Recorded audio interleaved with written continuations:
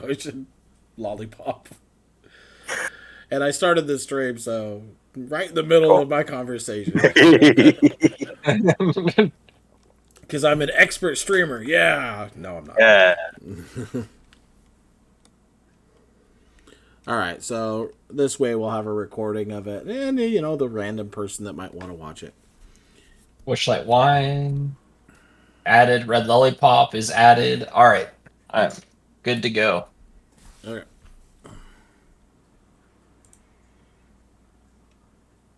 Well, Vaston, I believe we were headed down to the Pixie Kingdom. Yeah, with the little Or do we want to Ferris race wheel some snails? Oh, behold the glorious tree of the park! Bestow upon me your beautiful branches. Good to see he still remembers. Yeah, here I forgot.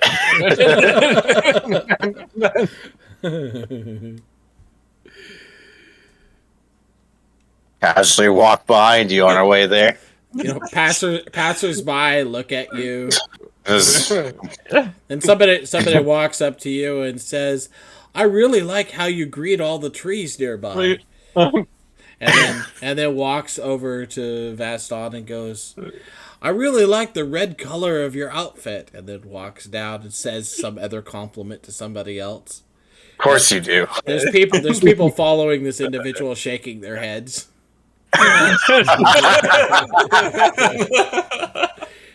Okay. You kind of get the feeling that maybe they made a deal. Connected the dots.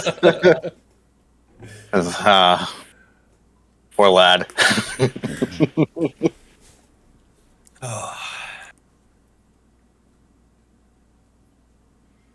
So you make your way. Where are you headed?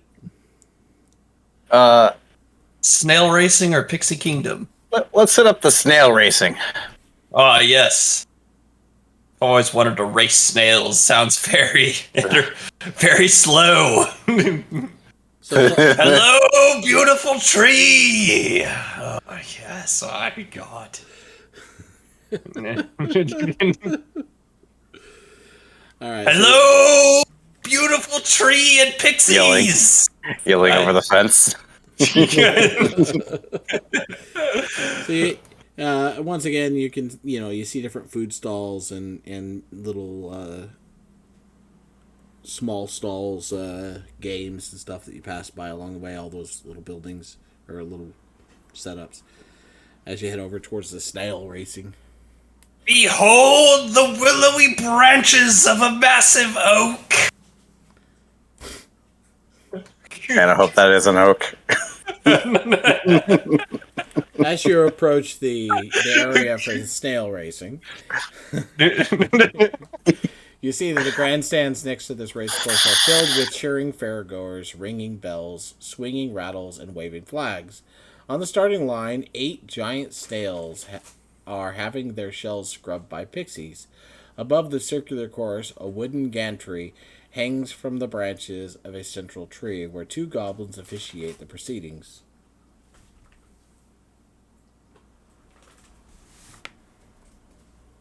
Did you greet that tree yet? I haven't got in yet. Okay. I need to work my way into it. All right, clear. I want to interrupt your tree greeting. Hello, oh wise mighty tree at the center of the race. You're the most beautiful creature here. Also, hello, goblins. The goblins look at you, look at each other, and then one of them goes, "Yeah, I've seen that deal before." Gotten used to it at this point. Free is free, Vaston. Are you interested in joining in the race? Oh yeah. Yes. I'll take the fastest snail. Well, they're all, different speeds. Sure, but they're close to the same speed. Wouldn't be fair otherwise. Well, of course, but the fastest snail would win Of course. in a race. In a race. Of course. So, if you want to ride one, we have, of course, you can see they have different colors on them. Which color is your favorite color? Pink, blue, purple, green, yellow, orange, red, or black. Are any of their shells cracked? No. What do you think Damn we it. are? I was trying to win by shedding some weight. You are a sneaky one, Brax. I guess I'll take yellow. I'll take the red one. All right. Yellow indicates the one with the yellow trimmings on its saddle. Is Flower Flash. Quite speedy. That's the one that you'll be riding. Let me see your ticket. Sounds fast. I mean, not that kind of flower. It's not that kind of flower. It's the other kind of flower.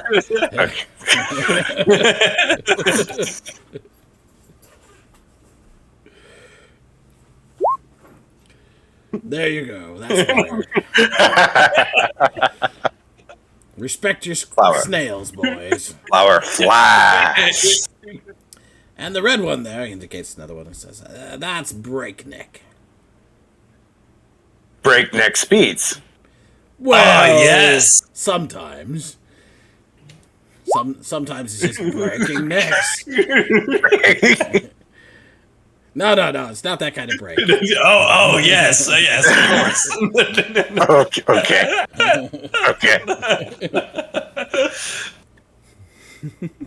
Now suddenly it sounds very slow.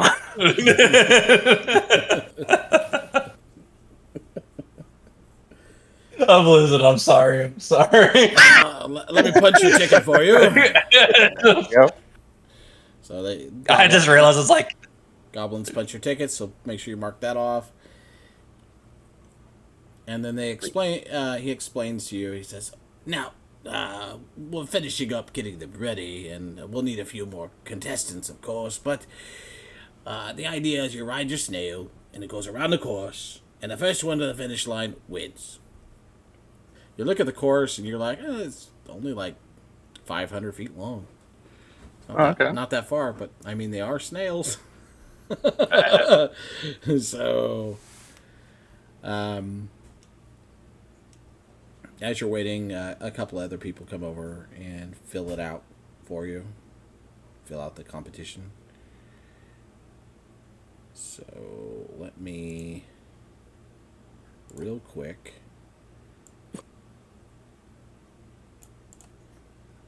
grab these, toss them in my notes.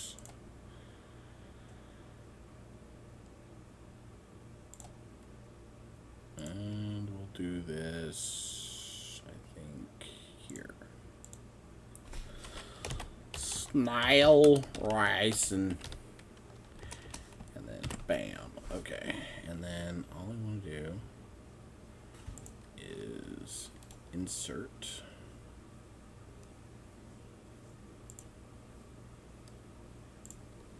another column. There we go. Cool. Perfect. All right. So they load them up. They load up the Saddle up. They load up with other contestants, and you guys are urged to get on your snails. Shell's a little hard on the loins, Vaston. That's, be sure you stretch first.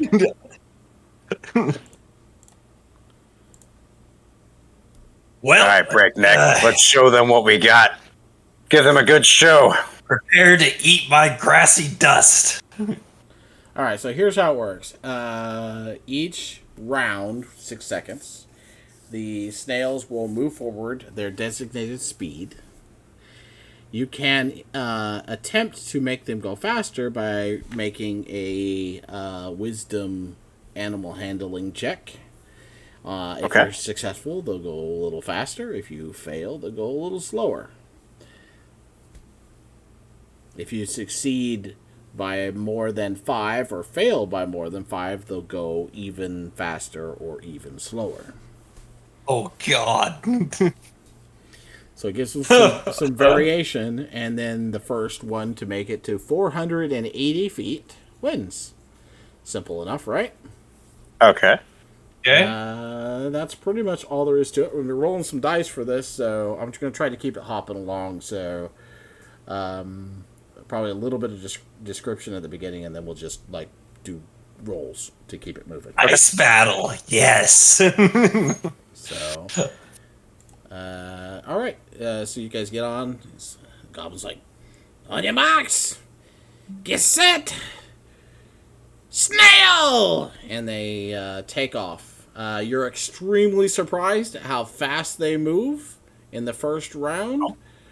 If you want to try to make them go faster, you may make an animal handling check now. Yeah, no. Gotta go fast. I feel surprised. I'm like, whoa! Gotta go fast. If you're not first, you're last. How do you keep track of the distances of everyone? That's gonna be rough. I have a table Tracker? set up to do so. Actually, I think the easiest way for me to do this is going to be to add several more columns to this. I like to imagine you have like one of them display like horse racing, like from left to right, like tracks. I wish I had a better tool to do this than what I have, but I've got what I've got, and I didn't set it up ahead of time. But since you're Pretend that's what you have. maybe That's fine. maybe one of the other online groups, I can do just copy this. It'd be great. Okay, so Vaston is the only one trying to make it. So first round. Gotta go fast. 16 is going to be a success by 4, so not enough to do the extra. So breakneck moves 90 feet forward. Breakneck speeds. Holy shit, 90 feet.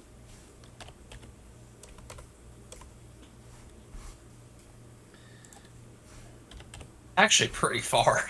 Yeah. And 6 seconds. Wow. and everybody else moves 80 feet. And I want to keep in mind this is in regular move. This is 6 seconds. So if you think about Oh it, my god. you can move 30, and then if you dash, you can move another 30. So you can move 60. These snails are moving 80. 80. 90. So they're fast. Oh boy.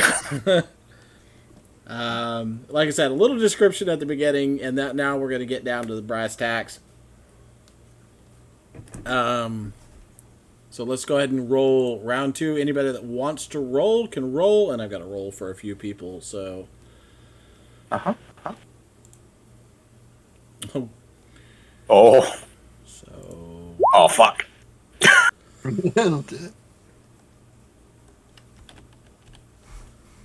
Oh, is that a fail by 5? okay. I So think Brax 5 was 11. I got a 16. Was it like 4? Ooh.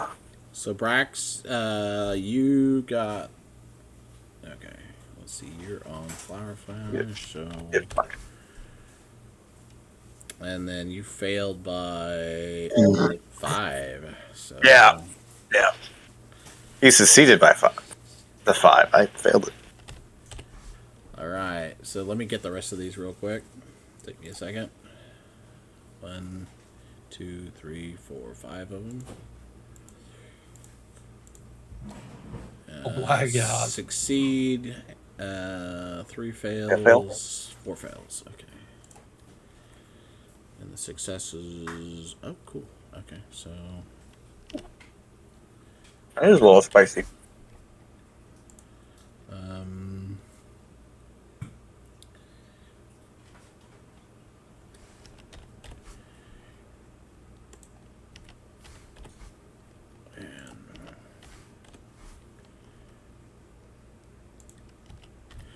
all right. So after the second round, we have Nimblefoot and Flower Flash tied for first place. So you're right up there in the front. Second place is Shelly Moo at 10 feet behind you, is all. And then we have everybody else tied at 150, so 30 feet behind the leaders. Everybody else is, including Breakneck. So it's the names are Shelly Moo, Nimblefoot, High Road, Quickleaf, Flower Flash, Wizzy, Breakneck, and Queen's Majesty, which is black. Okay? All right. All right, so round 3, go. Breakneck, don't give it up now. Let's go. Do I roll it? Oh, I knew I shouldn't have. Gotta go fast. Not do it. Gotta go fast. Oh, man. Oh. All right, so Vaston, did you already roll? 17? 17? Yeah. Okay, so you succeeded by 5. So Breakneck moves 100 feet further along the track, making you 250 feet. Flower Flash, you got a 6, so you failed by 5, so you move 60 feet, making you at 240. So you're just behind Breakneck. Yep. And now I got to do the rest of them. There's a bunch of fails in there. So let's see. 1, 2, 3, 4, 5, 6. Okay, so the first one succeeded. So it goes 90 feet, so 260. Nimblefoot succeeded, but not by enough to do it. So once again, 90 feet will be 270. High Road got a massive failure, so 60 feet, so 210. You know what? If you guys wanted to help, you could call out the next numbers for me. How about that? Then I can just look at one screen. So the fourth one, 16. Let's see. That's going to be a success. So 90 feet. It's going to be 240. The next one's a 4. So massive failure. So 210. And the last another one, massive failure. okay. 3. So another 210. Okay, cool. So now what we're looking at is Nimblefoot in the lead, followed closely by Shelly Moo, and then Breakneck is next, and then tied next after that is Quickleaf and Flower Flash, and then they are followed by High Road, Wizzy, and Queen's Majesty. Last time Queen's Majesty won, I think. Last time I did this. You're only the second group that's done this. Which is why I don't have it perfected. Okay, next round. So, Van, while I'm passing you, I am giving you the Luigi death stare. Oh, yeah? Okay, so Flower Flash gets 90 feet. So Let's go! Fuck. 30. And you get a slight failure, so you get 70 feet, so 320. I give you the death stare back, Vaston. You guys are just back and forth. Okay, let me roll the rest of them real quick. Let's see. 1, 2, 3, 4, 5, 6. All right, so Failure. So the first, it's 12. So if you get a 7 or less, then you failed by 5. So Shelly Moo moves 60 feet, which will put her at 320. Nimblefoot, massive failure also, so 330. High Road. I forgot Cypher is in our chat thing. High Road is another. Let's see. Let's see. 15. Yeah, that's just gonna be a regular success. So 90. So 300 even. Quickleaf would have gotten a massive failure. So 300 even.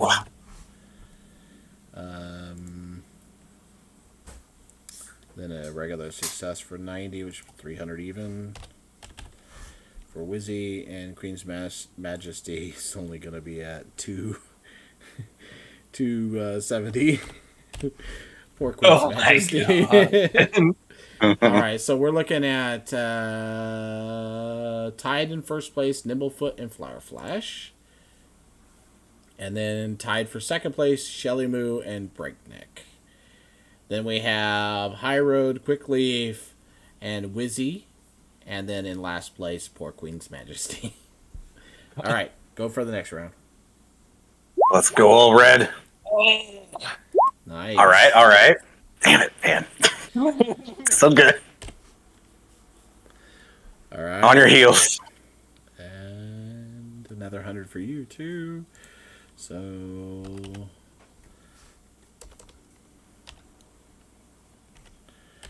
yeah, so you would have moved up to 430 and then 420. You still got, not that far to go. I got to make it to 80, so Brax is guaranteed to make it, and actually so are you, guaranteed to make it no matter what. However, whichever one of you ends with the highest number will be considered the winner. I'm still tied with Nimblefoot, so it's sketchy. No, damn it, Nimblefoot. Damn you. Oh, no. I'm tied with him still. 1, 2, Damn 3, 4, 5. One more. Okay. So the 3 is going to be a major failure. So Shelly Moo moves 60, which will be 380. 17 is a major success. So 430. Ooh, it's I stare at the rider of Nimblefoot and put my finger across my neck as I'm staring at the writing. It's a little boy, and he just looks at you like, what the heck, man? It's not that serious. Oh, boy.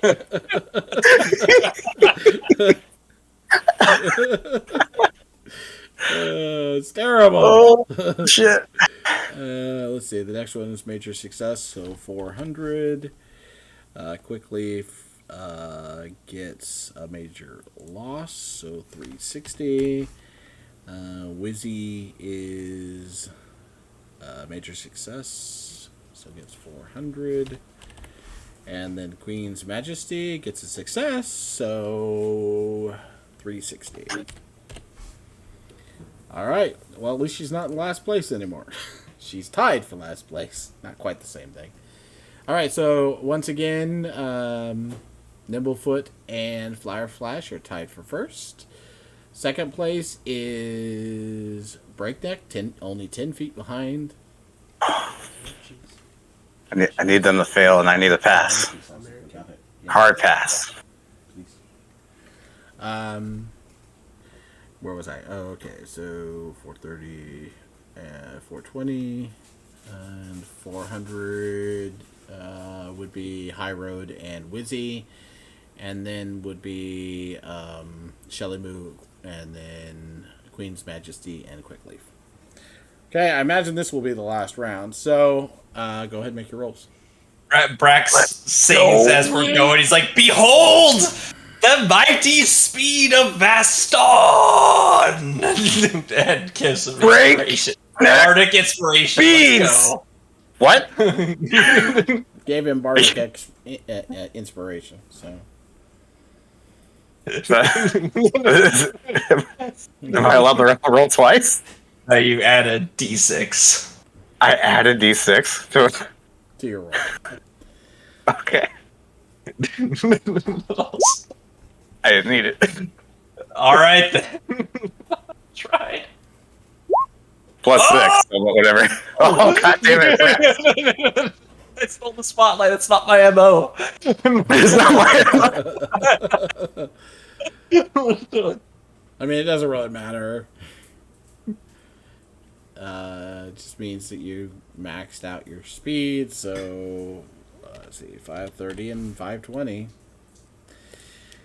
Now we just have to see whether or not it's a tie or not, because You listen here, Nimblefoot, you little shit. You've been rolling good all game. Listen here, you little shit. Yes! 5, 6. You're tied back there with Breakneck, you scum! It's terrible. I'm saying that out loud too as I cross the finish line.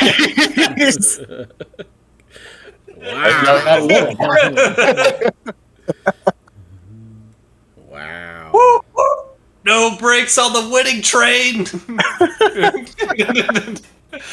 Behold the beautiful tree of speed. Jeez. Oh man.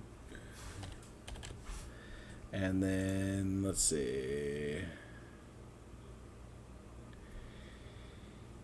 That's a slight success. So 430. And then I'm sorry, my OCD makes me have to do this. Can't leave it unfinished. Nope. And then major success, so 460. So at the end of that last round, finish off with flower flash crosses. Just I imagine it's not actually 10 feet. You know what I mean? I mean, Oh yeah. It's just based on the like speed. a nose. Just barely ahead.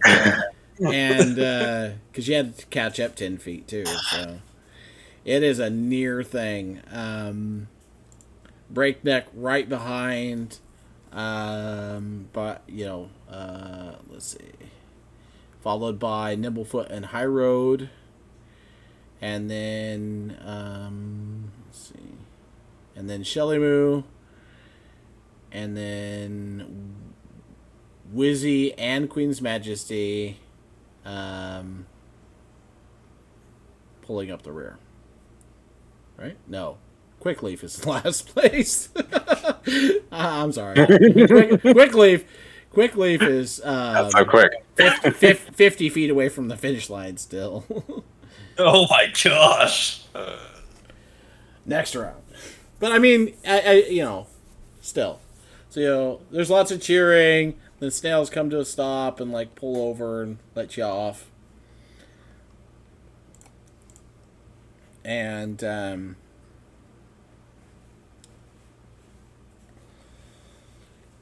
there's actually additional rules to this that I have chosen both times not to use because it's complicated enough as it is. But this could be even worse. It has every single round you roll a d8 and see whether or not something thank you. See whether or not something happens to you. Oh, it's like that. I got you. Or whether or not something happens. I'm sorry. So the options are, and I'm just going to explain it to you so you understand. But I mean, as you can see, it's enough to handle as it is. I didn't need more. But it's 1 to 3 is no surprise.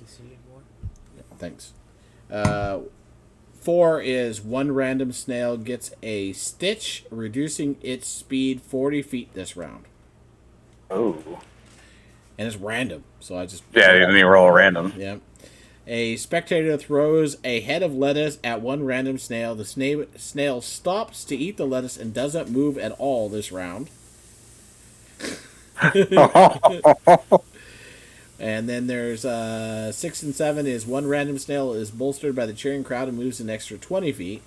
And then 8 is the saddle of one random snail comes loose and falls off. The snail's jockey must succeed at a DC 15 dexterity saving throw to remain atop the snail. On a failed save, the jockey falls off and the snail continues the race on its own. Okay.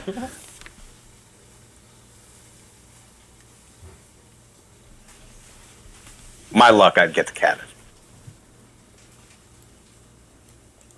So the goblins come over, and one of them goes, "That was a really good race. You guys did really good. Good job."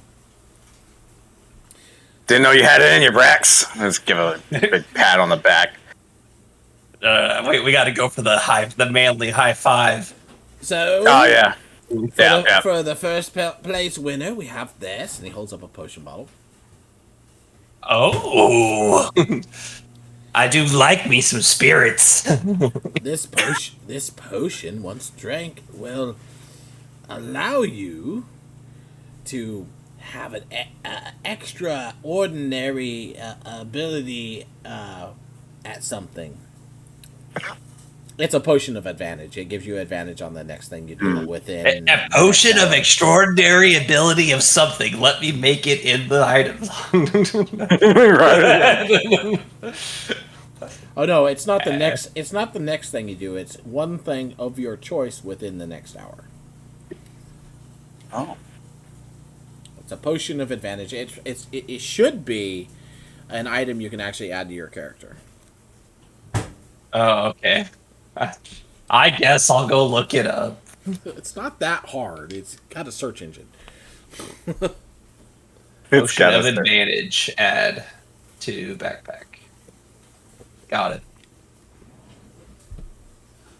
Hell yeah, little green dude. Thank you for the potion. That's good. We have something for the second place person, too. Uh-oh. Yes, of course. What's the second place? A tie? What we got? And he hands you a rather plain-looking wand. Oh. Okay. What does it do? He goes, well, exactly one time you can use this wand to cast the dancing lights cantrip. Oh. The command word to activate it is tulip, and after performing that function, the wand will immediately turn into a tulip. Oh. Might come in handy.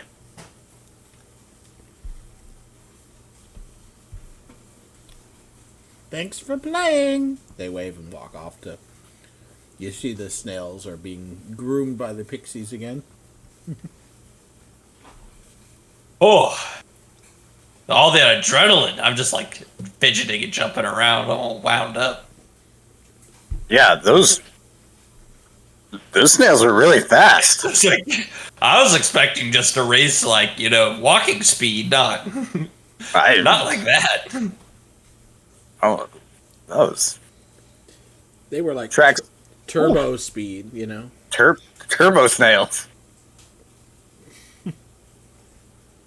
Oh, okay. Right, Nimblefoot, know your place. The little boy that was on the snail kicks the rock and looks all sad as he walks off. You just give him the death stare as you walk away. To the Pixie Kingdom, Brax. Let's go.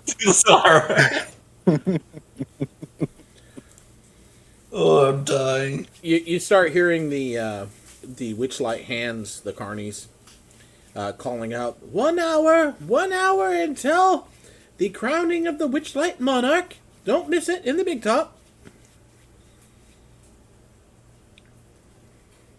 All right. All right. Pixie, pixie, pixie, pixie, pix. Okay, so you head over to the Pixie Kingdom. Yep. And let me get to that right section there real quick. As you approach, you can see that there's a copse of oak trees that shelter a miniaturized fairground.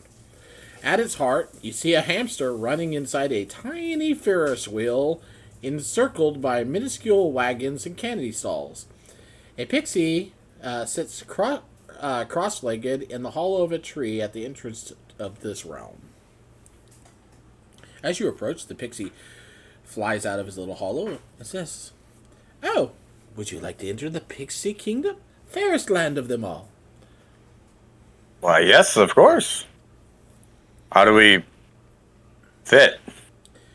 Well, first I have to punch your tickets. He holds up a pair of normal-sized punchers that Okay. about as big as he is. I guess I hold out my ticket. Hold on our ticket. With some difficulty, he punches your tickets. And he goes, "My name's Jeremy. And we have to get you your pixie names before you can go inside. So, let's see. What are your pixie names? Let me think.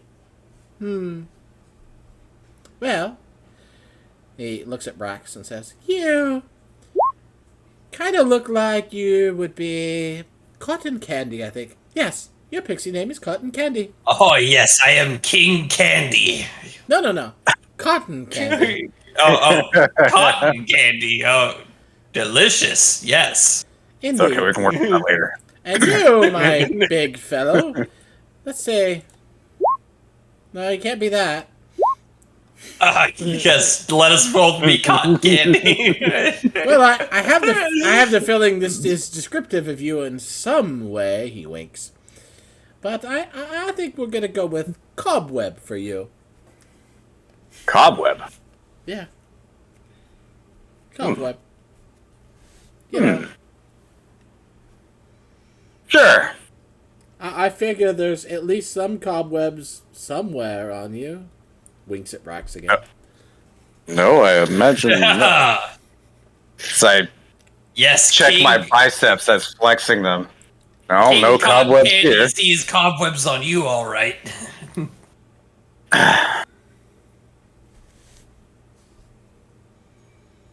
Oh God. If I was going to Spiders. pick names for you guys, I think I would pick Puddle Mud for Brax, and I would pick Jellybean Starfish for. So I'll give you the choice. Jellybean I'm okay with cotton candy. Give me the jelly bean starfish. All right, we'll do it. We'll Jellybean Starfish for you, I'll and take cotton it. candy. Brax wants to keep cotton candy, so he can keep that. Yeah, yep. I went with Puddle Mud because I'm, of course, thinking of the other Jelly character. bean starfish. Well, here you have jelly bean starfish. No one Emphasis on enters star. the kingdom of pixies like jelly bean starfish. God, I wish I had more time. Anyway, And his sidekick, Cotton Candy. indeed, and the pixie pulls out 2 packets, like cloth or paper packets, and throws one at each of you. It so surprises you, you're not able to react. But the packets hit you and poof out into dust that covers your body, and then you begin to shrink. Oh, Jelly bean starfish. The world is getting so big. so big. Oh my Getting goodness. so small. You shrink Yeah, my down- biceps still seem as large as they're supposed to be, but You shrink down to the size of a pixie, and Jeremy flies down to it. He goes, and now you can enter. Have fun. Oh, the shrinking only lasts for 1 hour, so make sure that you leave the pixie land before then. keep track of that. Can do, buddy-o. So We got a monarchy to win. So looking in front of you, you can see the Pixie Kingdom. It looks like a tranquil oasis compared to the rest of the bustling carnival. The air is filled with the aroma of blackberry wine and flower blossoms. You see that there are 8 brightly painted doorways nestled into the bark of the bases of the surrounding trees. Oh, Brax. Trees. are they? Oh, am I at the trees yet? Yeah. Yeah. There you go. All right. Hello, you I'm just gonna take a beautiful, seat real quick. magnificent, I'm just gonna sit down for a bit. barked Let's get over with. trees of infinite wisdom. Bestow upon me your glory. All right. I'm done. Ingest them all.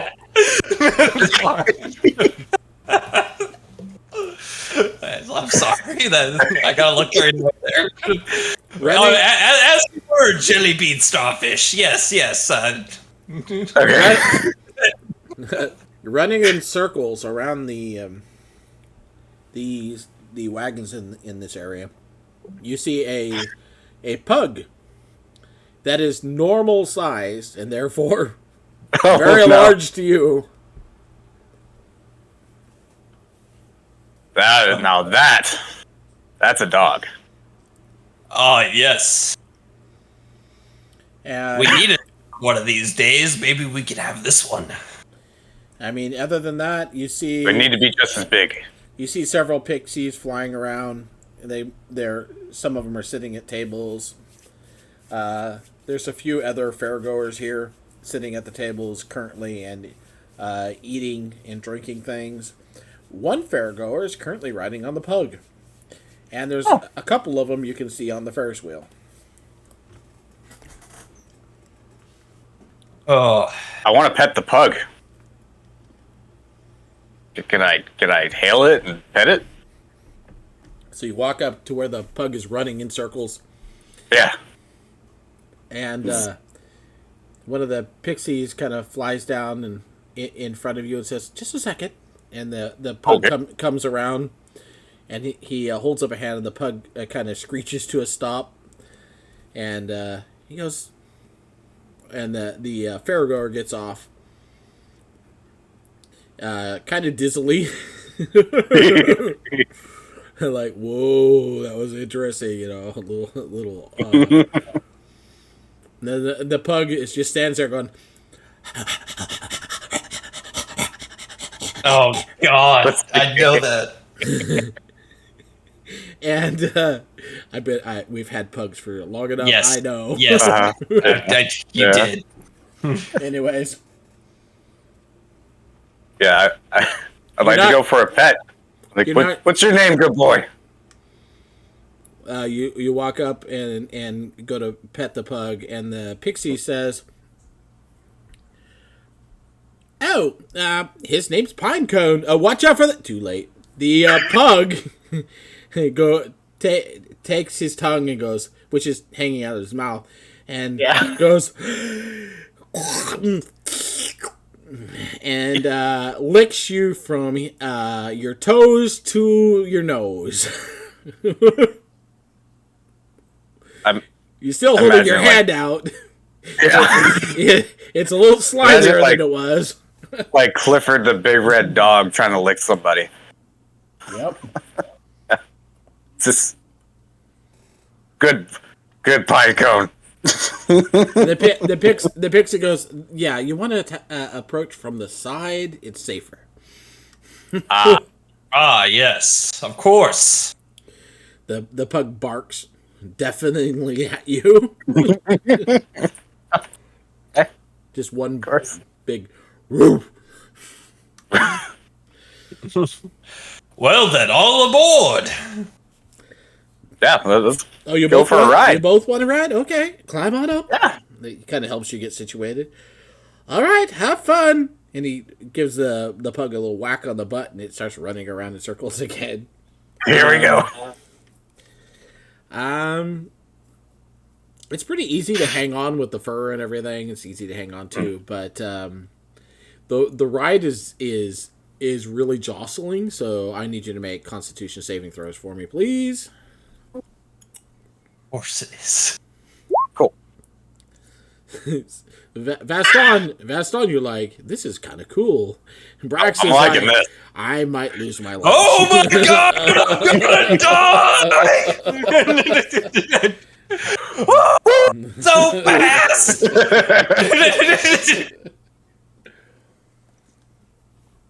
All right, the dog comes to a stop finally as the pixie stops it because there's more people that want to ride and gestures for you to get down.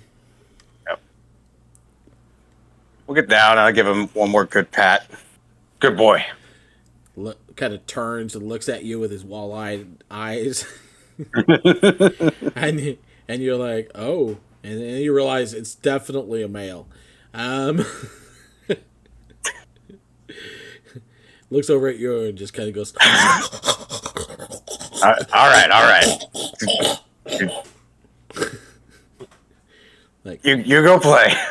The pixie goes, oh, hold on a second, we got to take care of that, and goes over and grabs the equivalent of a Q-tip, and he begins to clean the nose of the pug. If you want to watch this, I can get descriptive. No, it's okay. It's all right. No. Ferris wheel. All right, to the wheel. So the other two major things that you see here is, of course, people are sitting and eating at these long trestle tables, and then the Ferris wheel. So you head over to the Ferris wheel. As you do, you can see this hamster just running like mad. And to be fair, the people that are riding this thing look terrified. Because the hamster is just going like mad, like, and he's like, you when you get closer, you hear the hamster's muttering to himself. He's like, gotta go faster, Go fast. go faster. Yeah, got it. Okay. And then he comes to a stop rather abruptly and goes, need food. Where's food? Yeah. He leans over and there's a little bucket next to him. He grabs a hamster kernel out of it, pellet food. Goes and eats it down and goes, need some water. Reaches over, there's like a giant, one of those hamster water bottle things. Drinks out of that. Okay, I'm ready. Okay. And the other people have like staggered off. And the door's open. Oh, let's go. Well, I'm in. Brax, you get. I'm liking this. in. Yeah, I'm like dizzy, not walking straight after the dog ride. I'm going right into it. I'm gonna let. If it's a one-person ride thing, then I'm gonna let Brax go first as he stumbles over there. No, two people can fit on one of the things. Okay, there's a couple other people on one of the other things, and as you get on, the hamster moves kind of slowly to let them off, and you see a couple of pixies fly over with a bucket of water, and like wash out the one that they're in. One of them, is covered in a little bit of puke. A little bit. And they look at you as they're washing it out. One of them goes, "Good luck," and then they fly off. Oh, The hamster. Let's go. But they go, all right, it's go time. Yeah, gotta get the cardio in. Cardio is really important. Rule number 1, cardio. Takes off. I miss cardio. It's just like zooming, and then swinging back and forth, just G-forces. You're just like, wow. This hamster is fast. And the whole time he's muttering, faster, gotta go faster. I can do it faster. Oh, so much faster. How you guys doing? You doing okay up there? Faster. Faster than before. Let's go. Yeehaw! Go ahead and make a Constitution saving throw again. As I figured. I'm pretty sure Brax is at disadvantage. Uh-oh. Oh, no. All right. Brax is okay. I'm good with some positive G's. You know what I'm saying? I'm not good with the up and down. For whatever reason you choose to explain, Vaston, that's not good. What do you think? It doesn't occur to me until it's too late. So, as it's swinging back and forth, you're having visions to yourself of this thing flying off. And then you have that terror of the lycanthrope still, and you're just like, that hamster kind of sort of resembles like a werewolf a little bit, like a big furry werewolf, and you just start coming unglued a little bit, Hyperventilating. Yeah. No. And the hamster's sitting there trying to carry on a conversation while running. So he's like, "What you guys been doing? I've heard that everybody's on the lookout for a Kinku, troublemaker. Yeah. Using magic to disguise it." I just yell, "Werewolf! Werewolf!" I haven't heard about a werewolf. Is there a werewolf here? I've never seen one. That's pretty cool. Maybe they'll come over here and get shrunk, and I can give them a ride. Yeah. No.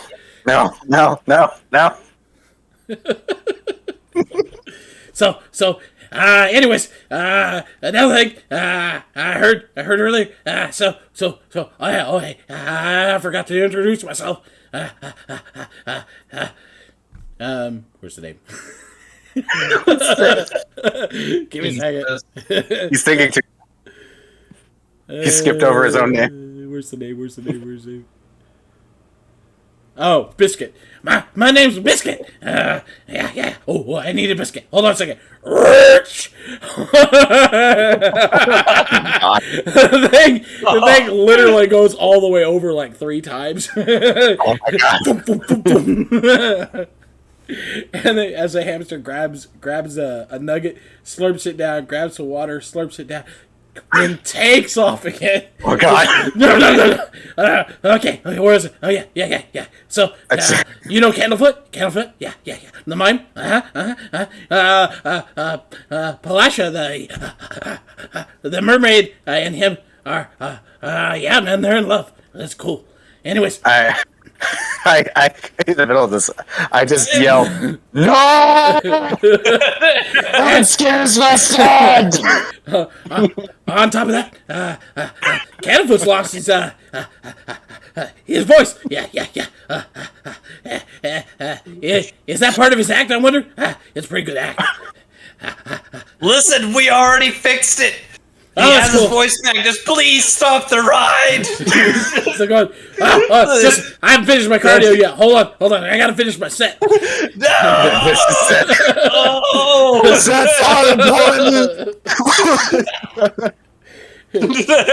So Burley the bugbear. Yeah, you know Burley. He often talks philosophy with the one of the gondola swans. Yeah, I think her name's Feathering. Yeah. Anyways, that bugbear, his brains are as well as brawn. Yeah, he's got both. It's cool. Are you guys done? You look done. Okay, I better stop. Jelly bean starfish and cotton candy one off. Wham. The thing flips over several times, rocks to a stop at the bottom where you can get off. I jumped out. I don't even care if I succeeded the Constitution save. I went out. Land prone, I imagine. Yep. Stagger. Just stagger off. Maybe you don't like bump into somebody else's fucking. Ow. See, you wouldn't want to miss any of this in this game. I'm telling you, like every single one of these locations has cool stuff. Some probably should be done before others. Yeah. But that's half the fun, right? Yeah. So the hamster grabs another pellet, grabs some more water, and looks around and goes, "Nobody else wants to go for a ride? That's okay, I'll run." And he's like, run. Just takes off again. The door is still open on your ride. One of the pixies is like, "I gotta," and it goes around and around and around. It's like, never mind.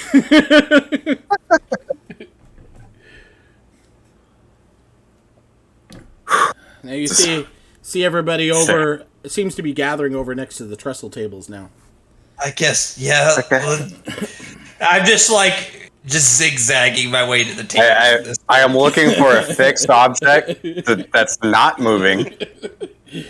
And wait for it to stop moving. I'm pretty sure everything is moving at this point. I'm waiting for something to stop moving. Just fixate on that. Table for 2 from jelly bean, starfish, and cotton candy. Emphasis on star. You see the people that were riding the ride before you sitting at a table, and when you say jelly bean, starfish, and cotton candy, the younger one turns green and bends over the edge of the table. The reminder of food was all it took. So, where was I? Cool. Yeah, so... one of the pixies goes, "How would you guys like to play hide and seek?" Oh God! Maybe you should drink some of that nectar there. That'll help. It'll help. Trust me, I know it'll help. Oh, I just immediately grab it and Nectar? down it. I put a little Yeah. something in it. It'll help. In like synchronization, I think we both just pound one down. One of the kids goes to grab one, and the pixie reaches over and kind of slaps his hand away and goes, "That's just for the grown-ups."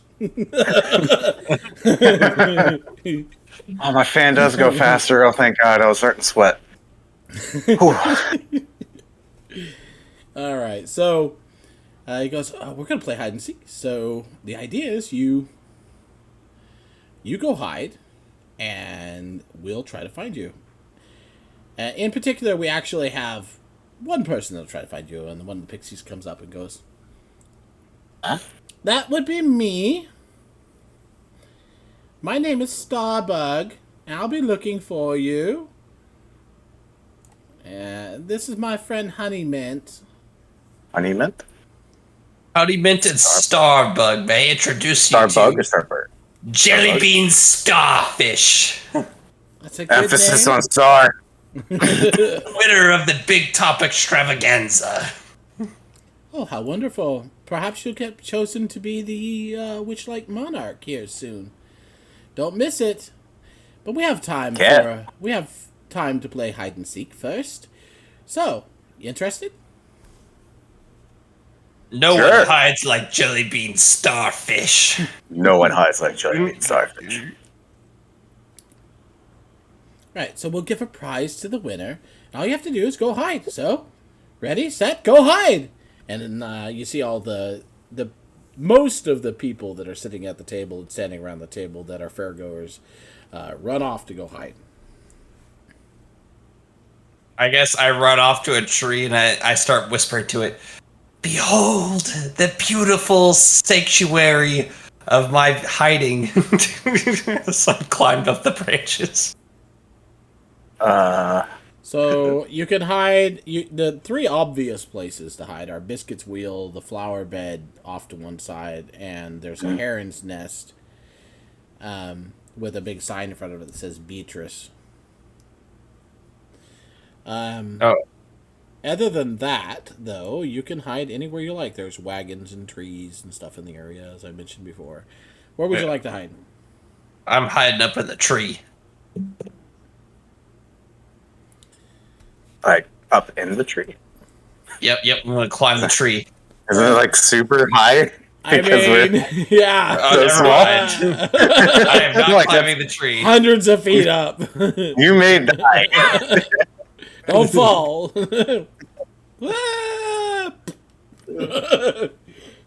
Ah!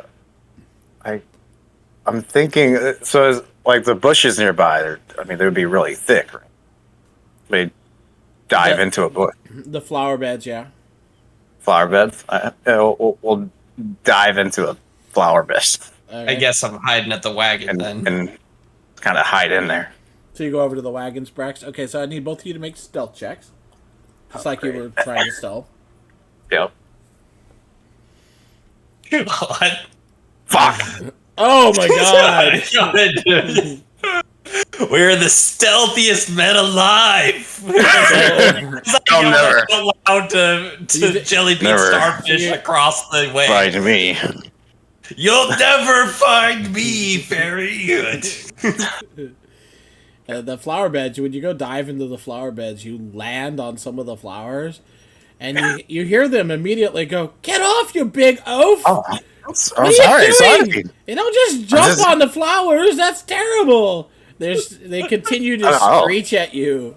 They continue to screech at you. It's Everybody, calm down. and then they start fighting. It's like, he didn't land on me. He just landed on you. I'm fine. It doesn't Yeah, that matter. one's fine. And the other one's like, but I got landed on. I'm hurt. Somebody save me. And they keep yelling. You okay? Look at these pecs. Starbug flies over with an amused look and just touches your arm and says, "Found you." Like you're the You like that first feel one though, found. didn't you? I actually, just to make sure that's true, let me roll for the other people. But I can't imagine It's technically possible. I mean, everyone could roll a one. We'll do 4 people. So yeah, no, you are definitely the first one eliminated. And then he says, okay, now everybody hide again. And so you are allowed to hide in a different location if you want. Vaston, you're eliminated. What? Oh. Go hide by the Ferris wheel. Gonna go. Okay. I'll just stick around talking to the no one must be near the rabid hamster. As you go over to the hamster begins talking. Goes, oh, you're back. Hi, welcome back. Quiet. Shh. Talk to the fairies. So how are you going to try to get him to be quiet? Oh, never mind. Just make a persuasion check. Okay. Oh, Jesus.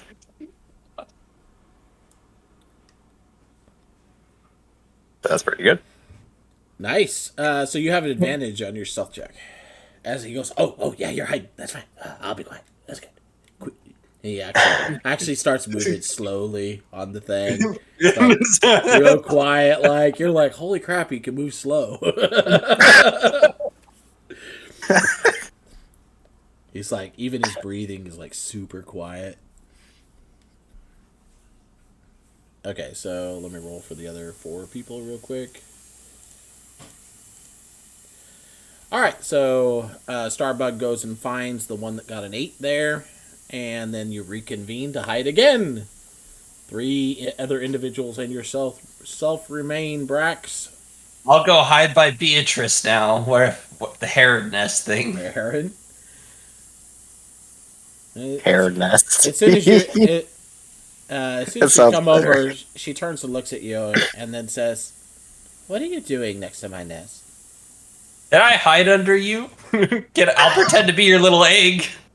Well, Cotton Candy needs to win this. He needs a win. She kind of says, well, and then she goes, and then make a persuasion check.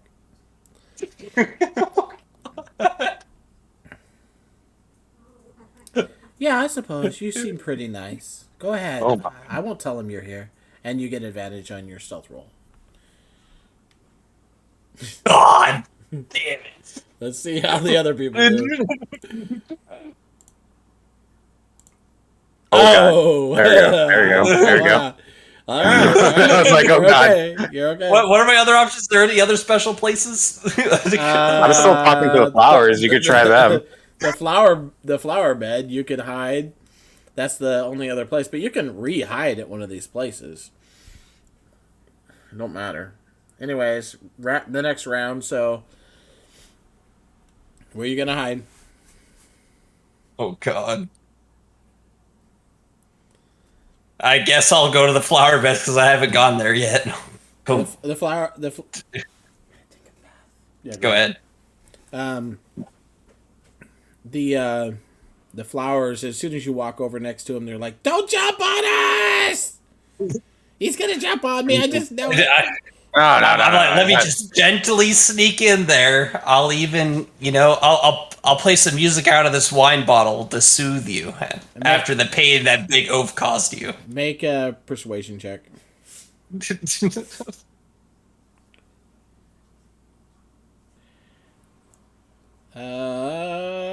They're like, no, we don't believe you. It's your friend over there, isn't it? I can smell him on you. Yeah, he's another big clodhopper. Anyways, make your stealth check. It's not at disadvantage, though. I thought it would be based on how this works, but it's not. So it's a regular stealth roll. And then I got to do the other 2 people. Pretty good. All right, so the 5's eliminated. Next round, where you hide? Oh, God.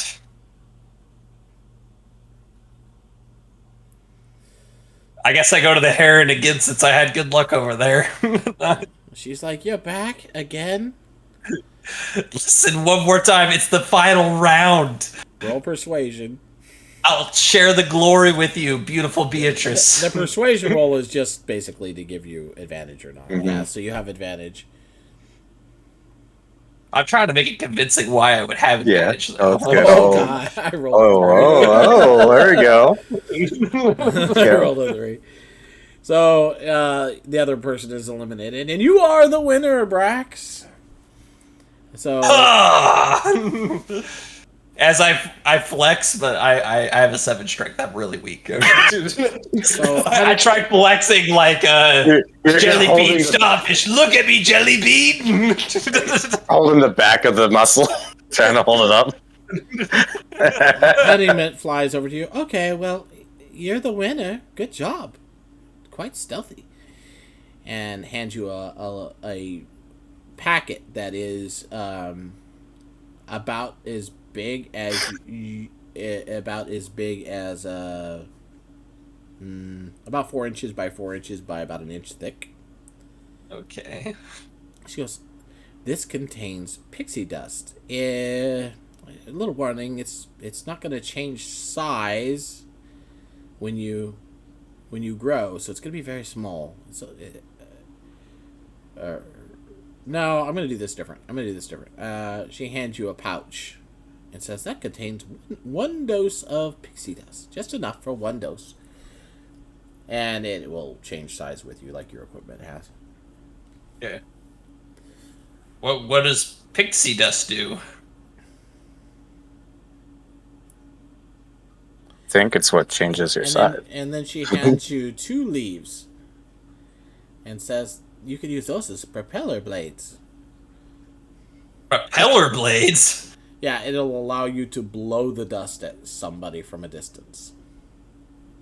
Okay.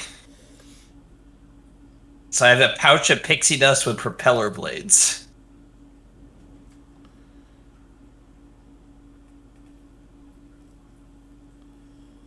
What does pixie dust do, Ben? It allows you to fly. Oh. No one flies like jelly bean starfish. And it lasts for 1 minute. It's an item you can look it up. It's pixie dust, single packet, single use. That's cool. Then you hear an announcement booming because you're small. It says, My ears. "The crowning of the Witchlight Monarch is going to start soon, so meet in the big top. The carnival itself will be closing shortly after."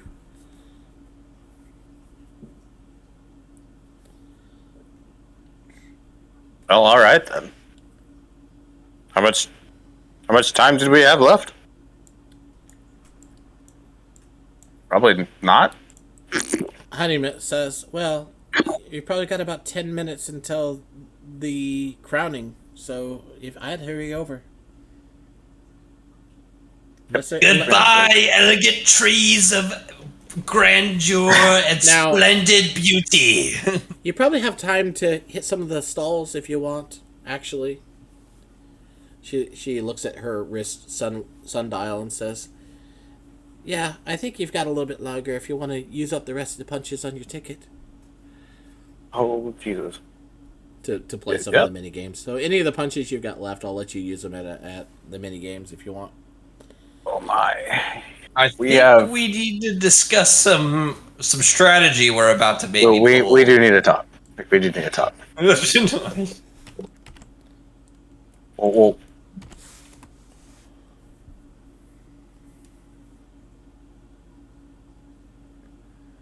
Those are those are the games. Or you could get food at the stalls, food and drink at the stalls. Each item from the food and drink stalls costs 1 punch as well. Goblin wrestling, we missed that. I'm interested in this goblin wrestling or strength, to be honest. All right, so you quickly head over to the goblin. Yeah. Where is this? We'll do that. And then we'll talk. So you get over there, a couple goblins are like, "Well, we've got to hurry, folks. Strong folks, test your mettle against the goblin wrestle." Of course. So we'll just run Always through got this time really for a quick. good wrestle. Both of you guys are medium sized, correct? So Yep. Yes. you'll be wrestling 2 goblins. Built like a barge, though. Essentially, just make a athletics check. Oh, Oh, my specialty. my specialty. I didn't want to. Okay, I guess I'll participate. There you go. Your specialty.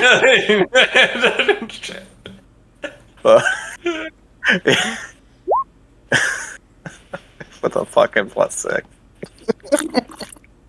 So for You rolled the same Brax, as me. It must be because I'm still tiny. I'm feeling small. got a 7. They beat you, Brax. Pinned you. And for Vaston, Yeah. get a 14. So they beat you as well. Pin you to the ground. I think it was the And hamster. Make sure you use a punch for each one of these you guys. But you can use up the rest of your punches trying whatever you want. I mean, I have a full ticket and 3 punches on my tree thing, so I don't want to. I don't want to use all of them. There was a lucky pin. Well, the carnival's almost over, so that's what I'm saying. I'm trying to let you use it. Okay. All right. Well, I'll go 3 more rounds, I guess. Screw it. Well, I'm just gonna use them up. Oh, there's more here though. So the ring toss, catch the dragon by the tail. Oh, I see. That's you put underneath it. That's dexterity. That's wisdom. Yep. Gnome poetry contest. That sounds The interesting. poetry contest. The poetry contest. You're really good with words, Brax. Oh yes, that's always been my specialty. Words are your specialty, Brax. Well, what are you doing? Gnome poetry. So as you approach, you hear him call out. I'll give it a go. Sound the chime. Okay. It's time to rhyme. You bring the poem, we'll bring the gnome. God, I don't even know how to reply to that. Brax is just trying to think he's overloaded. Oh, how does this game work? No. Well, you do a rhyme, and then I do a rhyme, and if you can beat me 3 out of 5 times, you win.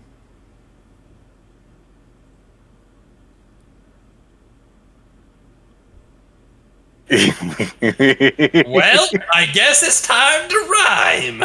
You're good at words. And may I say you're looking mighty fine. Yeah, there. Rhyme City.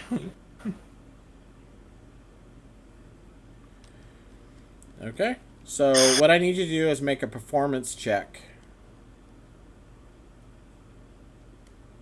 Oh God. What am I doing? You're trying. All right. So what's your first rhyme? Unless you We're gonna go fly high into the sky where we might die. The gnome just busts up laughing. He's like, I'll give you that one. I'll give you that one. I can't even. No, I can't even. I am still quite easily amused. You're making me come up with stuff on the spot. This is hard. I love it. Okay? It's great. He goes, give me another one. Give me another one. Okay. So make another performance check.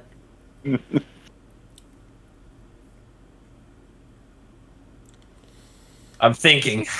Embrace. It's a dangerous pastime, I know. Make this one worse because you failed.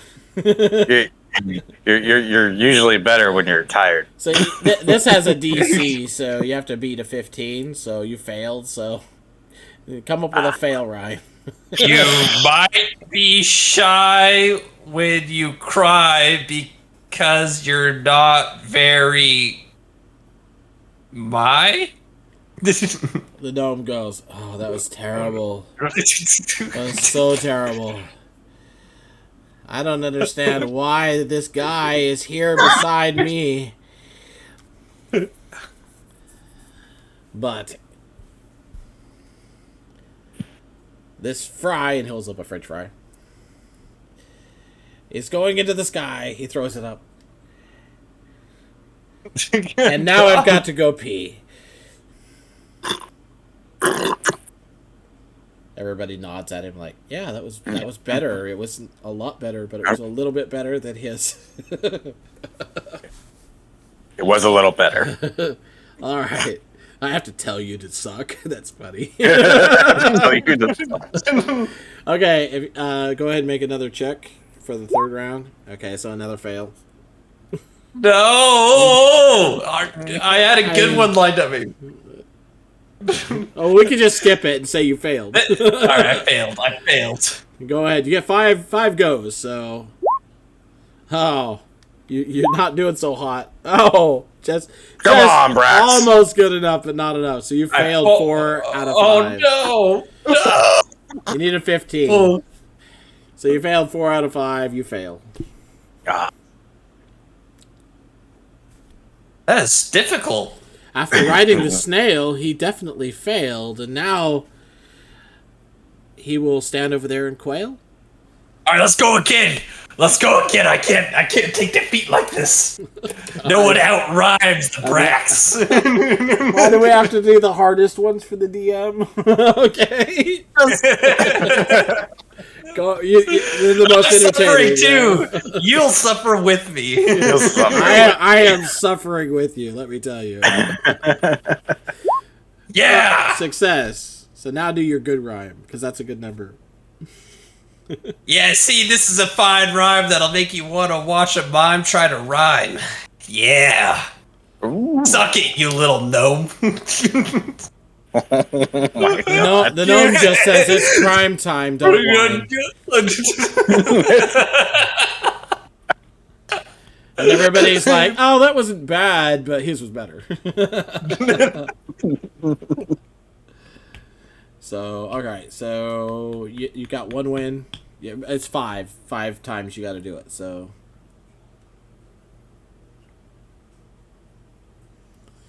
Do it again. See what you get. Oh, if you fail, you ain't got to. Oh, God, you succeeded. There it is. This flow is dope. It'll leave you without hope like you're looking far away at a telescope. Are you That's my Brax. Are you looking up rap songs No, or something? I'm legitimately not. I'm streaming on he's not. Twitch even. You can see it. You are streaming on Twitch. I don't know what he's doing, but that's pretty good. Okay. The gnome just nods and it's like, it's pretty good. Like, I have to keep going. Oh no! Acknowledges your win without having to do one in return. Here we go again. Oh god! You might try and bite like a termite. Oh god! I didn't think of the rest of it.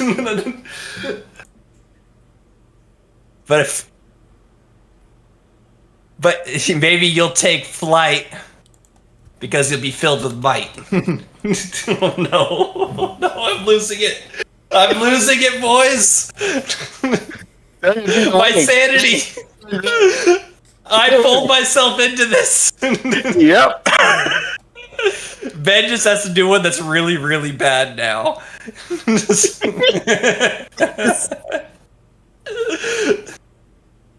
Oh boy.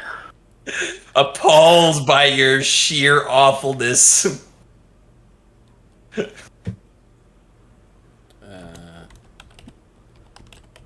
The gnome simply is almost dying of laughter from how bad it was. I hope you're amused, Vaston. Easily, I might add. The gnome just looks at you and says, "I guess you fake it till you make it. I'm kind of busy and you're a little dizzy." That's pretty good, actually. That's really good. You win though, It was because you rolled better. So. Yep. Now I'm cheating. I want to point out there that I am too tired to do this, like really, but I'm gonna go ahead and That's fair. cheat because I have to try to beat him when he loses. Then any other groups you have to do it, so you may as well just get your rhymes out now.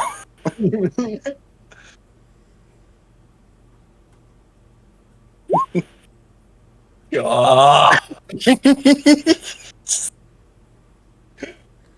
Look at these rolls. Damn. What is that? 4? He's won now. Damn. Yeah.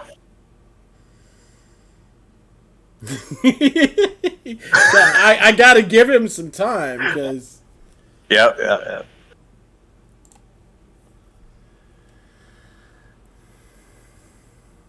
Look at this beautiful candle that you can't handle. Isn't it dandy? That I'm so handy with these beautiful rhymes that'll leave you wanting cotton candy. the gnome nods, bends over, picks up another French fry, and says, "Hey guys, another fresh fried French fry."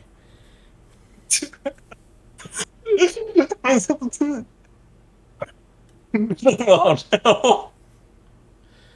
You win. No, All no. five. Damn All it. five. Round of applause. He wants to lose so he can do something dumb. You See the big old star over yonder that looks real far?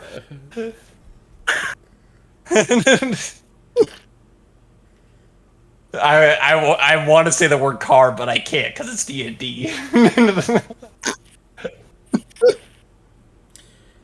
And the gnome... It'll leave you feeling subpar. There we go. The gnome looks at you, nods appreciatively, and says, "Well, see you later, alligator." And then hands you some prizes. I'm sorry to do that to you, Ben. Now you got all 5, so you get 3 prizes. That was great. That was great. That was great. Okay, so he hands you 2 cuddly toy spiders. Toy spiders. 2 cuddly toy spiders. As an action, you can stroke the spider to gain the benefit of a spider climb spell that lasts for 1 hour. Once used, the toy turns into a real spider and crawls away. Okay. Is that an actual item, or do I just have to make one real quick? You don't have to put that in there or something. There you go. Okay. All right. I'll get that added in there. 2 of those. And the other item that he hands you is a single application of magic face paint. As an action, you can apply the face paint to yourself or to another creature. The recipient gains the benefit of a disguised self spell that lasts for 1 hour or until the recipient chooses to end the effect.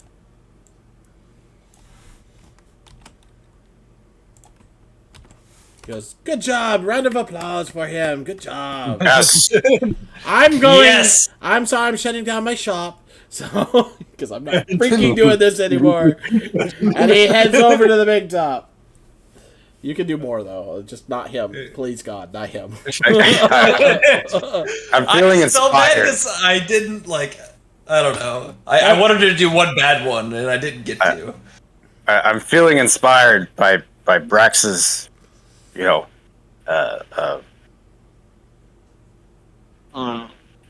revision or his warm up. Obviously, he just had a warm up. I'm dead eye staring at those goblins and walking towards them with rolling up my sleeves. Let's go again. The goblins. Okay. Yeah. No one pins goblins to the ground like Vaston. There we go. Yeah, you got them. Both of them. Pin. Yes. Really quick. One with each hand. Yep. Boom. Goblin hands you a packet of pixie dust. And Thank you, fix. that's actually an item you can add too. So Add. Okay. I have a bunch of custom items in my backpack now filled with your descriptions. I need to like actually add those into D&D Beyond. I've just been putting them into my notes mostly. I mean, whatever works for you, but I'm just saying there are actual items you can actually add pixie dust. So, Yeah, that one's a real one. yep. Okay. All right.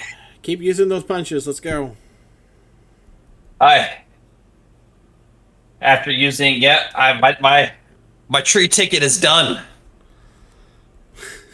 I feel so sad. You no longer as soon as you really? punch the last one, it turns into a bat and flies off. It's got holes in its wings shaped like the punches. Oh God!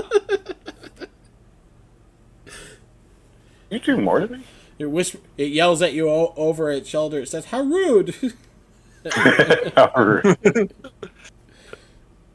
Do you feel inclined to greet another tree?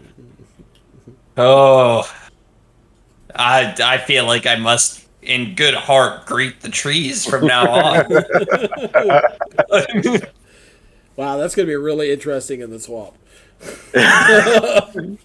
or the forest. Either one. Anyways. No. Well, let me try one more. This catch the dragon by the tail. Okay, catch a dragon by the tail.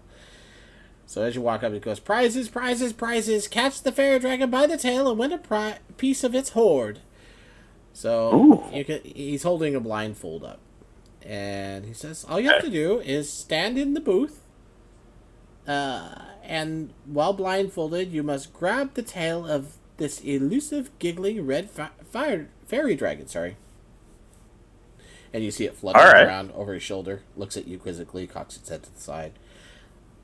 You get 3 chances. If you succeed, I'll give you a prize. If you manage to catch it twice, I'll give you 2.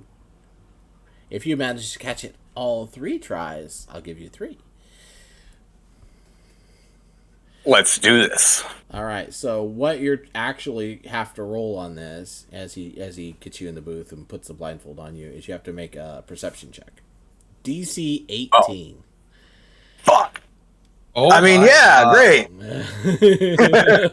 mean, I still have my full other ticket. Yeah, we do. This Sure. is what I'm good at. You get 3 tries, so roll them. So good. Nope. Nope. Nope, nope, nope. Try as you might. Oh, wait, no, that's Brax. And then Brax threw it in. It's still. I mean, Hey! Vaston catches it Last once. one. Okay, so for Not gonna let you elude me forever. So you get a glove puppet in the shape of a wizard. As an action, you can move the puppet's arms to cast minor illusion cantrip. After 3 uses, the puppet disappears in a puff of smoke. All right, then we add that another one. Oh, you already had one? Yep. Yeah, I'm not keeping track of what you have. You Yeah, are. yeah, that's fine. I have a lot of duplicates. Don't worry. And if you want to do it again, you just use up another punch and roll the dice. You got to get an 18 or higher. I'm feeling mini gamed out. I'm lucky. How about Brax and I? We go talk before we run into the tent. Do you want to just do a fast change of your ticket punches for prizes real quick? We could do that. Sure, we could So, like, do something like that. half of your remaining punches you get a prize for. Sorry, there's 7 punches left. Sure. So 3 prizes. That would give me 8. Was it 8 punches worth each, right? So that's 8, 9, 10. Yeah, 10 left. You have 10 punches left. Yeah. So 5 prizes for you. 3 and 5. Does that sound fair? And it'll fast track it that way. Yeah. Not waste. That works. You guys are playing by yourselves, so I'm trying to be nice. Oh, okay. I appreciate You it. might need the extra stuff. That's all I'm saying. All right, so let's do the 3 for Brax first. So the magic face paint, Gives you disguise Okay. self for an hour. I think I already linked it up above. Yep, I got 2 of those now. A replica unicorn horn filled with candy. No, don't have that one. Ooh, candy. So there's that. And the last one is another packet of pixie dust. Hey, that could be useful. What does the replica unicorn horn do? It's filled with candy. It's got candy. Yeah, but it looks like a unicorn horn. Okay, understood. All right. I linked it. I don't know. I put it in there. I thought maybe there's like something special to it. You just link the name, but it's legitly just candy. Yep.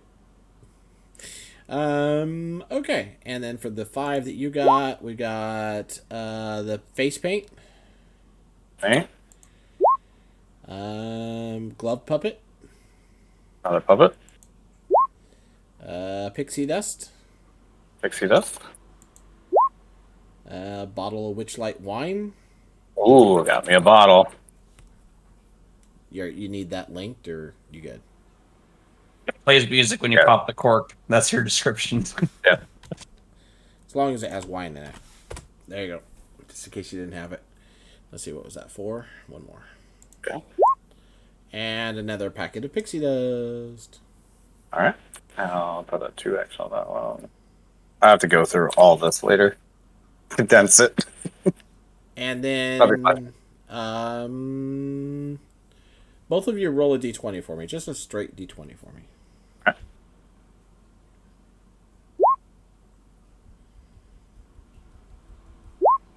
Okay, so one of the things that you did, additionally, you both won an additional wooden wand with 8 charges, where as an action you can expend 1 charge of the wand to cast Prestidigitation.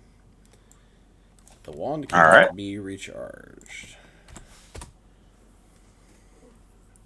That's it. So much stuff to add. Fabulous prizes. Anyways. Boy, I gotta go through a lot of this. That's my second one. Prestidigitation. Yeah, I can spell. Yeah, sure you can. 6 charges. Yeah, that's the second.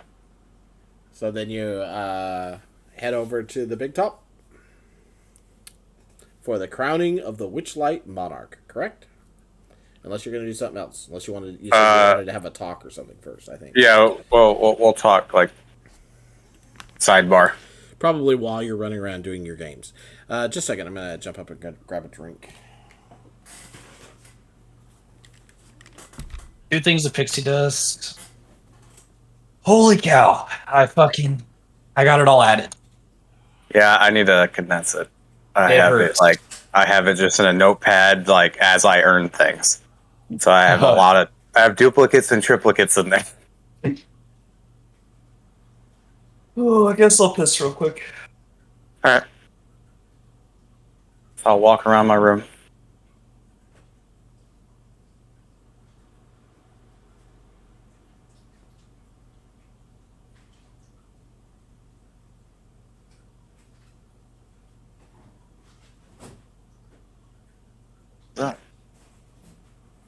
Oh, it's notepads.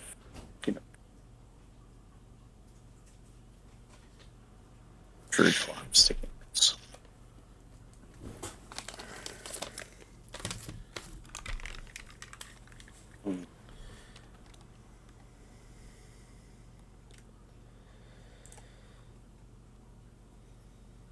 I don't know how we'll set up a third line.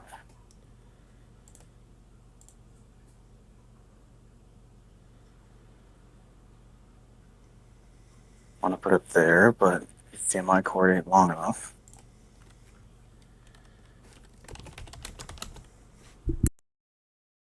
Also need to elevate it. No, you're back inside, huh? Yes, you guys are. You're just a bunch of fatties. Here's some food. Boop boop. All right, you hellhounds. Boop boop. All right, Brax. Brax Vaston? What's the plan? Beep boop. I don't know where I got the beep boop from. Uh, we Shake and bake. I had another beep boop. I don't know where that came from. My Discord lit up. Either. I have no idea what from. Oh, the channel. Oh, the I had chat to grab thing, my right? special chocolate. Okay. I forget about that chat channel. It's because you've used Discord for how long and it was never there? It was never there, and it's another chat channel where we use like general all the time. You don't have to anymore? I don't know what to tell you. Yeah, it's weird. New things. New things are weird. I don't like change. All right. Brax, how are we doing this? Well, you have that thing that makes you go invisible, right? Do we want to steal that watch? How else do you want to do this? You want to... Here's my thing, Brax. I don't have the... I could brute force it off of him. Boy, that's pretty obvious. If I'm invisible and I use pixie dust and fly, I could get to him, maybe, while you're being crowned. So I thought about this a little bit. And honestly, I wish I could have like got this song written up and everything. But this is how I envision it in my head. We may have to like change things up or, adapt or whatever. But much like in Beauty and the Beast when they sing the Gaston song, the crowd is interactive. Like you get the people involved. So like everyone gets like, into it. So during the song, we get people, interacting. Thus Yes. creating a distraction. Like Brooklyn Nine-Nine, it's the heist. It's the heist. Thus creating the distraction. Obviously, Mr. Light will be there. Most probably doing the crowning. So he'll be up on center stage. So we'll have to get him involved. Lifting him in the air, throw him around, whatever. During that is when we slip of the hand, get it off. That's what I'm thinking. Yes. So no invisibility and no flying. I think it'll be. Oh, damn it, man. So I'm thinking something in that nature.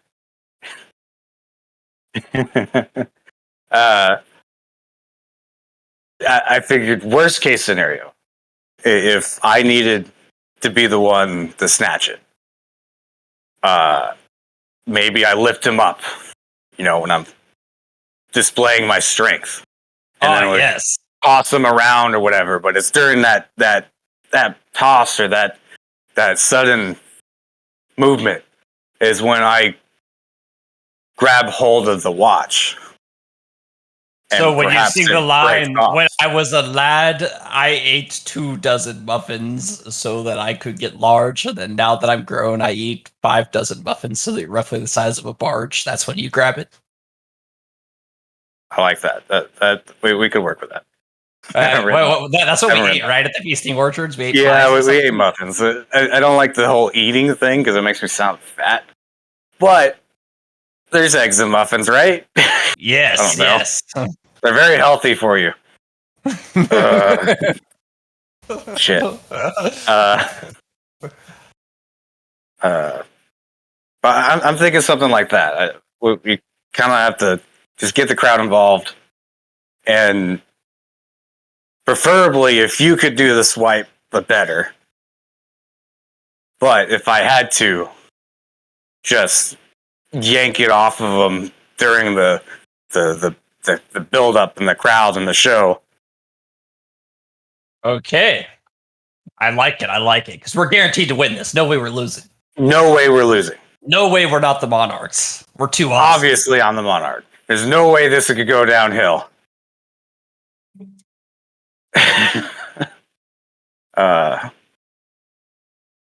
Yeah, that's the best thing I can think.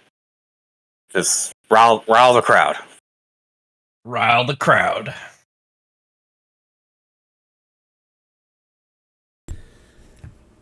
Yeah, you guys all set? I think so. Like I said, I haven't worked on any more of the songs, so it's not like we can emblazon that anymore. We've done some more stuff. Nobody wrestles goblins like. It would take me time to. I'm especially good at wrestling. No. I mean, I would end up sitting here for another 30 minutes to an hour trying to compress this song in. All right. So. I'll still work on it and do it, but I can't say we could do it, perform it now. You and most of the remaining fairgoers head over to the big top. You enter. You can see most of the people are all getting in the stands. The ones that are still here, some have left early. Mm-hmm. You can see Candlefoot standing over next to the mermaid Palasha. Oh, things are looking good for them. Mm-hmm. You can see a group of these giant swans nestled over on one side. One of them raises a wing and waves at you as you enter. Oh, wave back. You see the Treant Northwind with squirrel. Oh. You see the dwarf from the mining ride. You see the pixies from the Pixie Kingdom. You see the goblins from the Bubble Pop Teapot. Mm-hmm. Mm-hmm. You see the goblins from the snail racing, but the racing snails aren't there. Oh, man. The monkey and the goblin dressed in the ladybug costume from the Calliope are there. The Calliope is actually there. Oh, yeah. Okay. Wasn't it a monkey inside, like, or on it, like, operating the Calliope? Yep. Wasn't that right? Yep. Yeah. And you see Eliwick there. Oh, yeah, Ellie. She nods. Kind of wanted to go. Kind of want to talk to her again, but we didn't have the time. And then... Oh, Ellie Wig. And then you see Durlagron enter with Mr. Witch and Mr. Light from the back of the tent. And they stride out towards the stage. And Camelfoot. We never saw Durgon, right? Oh, you never went to the Lost Property? No. Nope. Oh. Sure didn't. I forgot that was the thing. You want to retro this? Because you really kind of should experience that. Yeah, I wouldn't mind that, because I mean that was something How did I thought we only miss had that? to do. I thought you had everything done. My mistake. It was lost. I totally forgot about that. Let's say that you in your running around and doing your games, you see the Lost Property, and you see Durlagron there, and Flashback. yeah, we'll go from there. Shoot, I need to close that. You already have a handout for Durlagron because you did see her. Was the displacer piece in the pixie outfit? Yeah. Yeah. All right, so let me get that one pulled up real quick.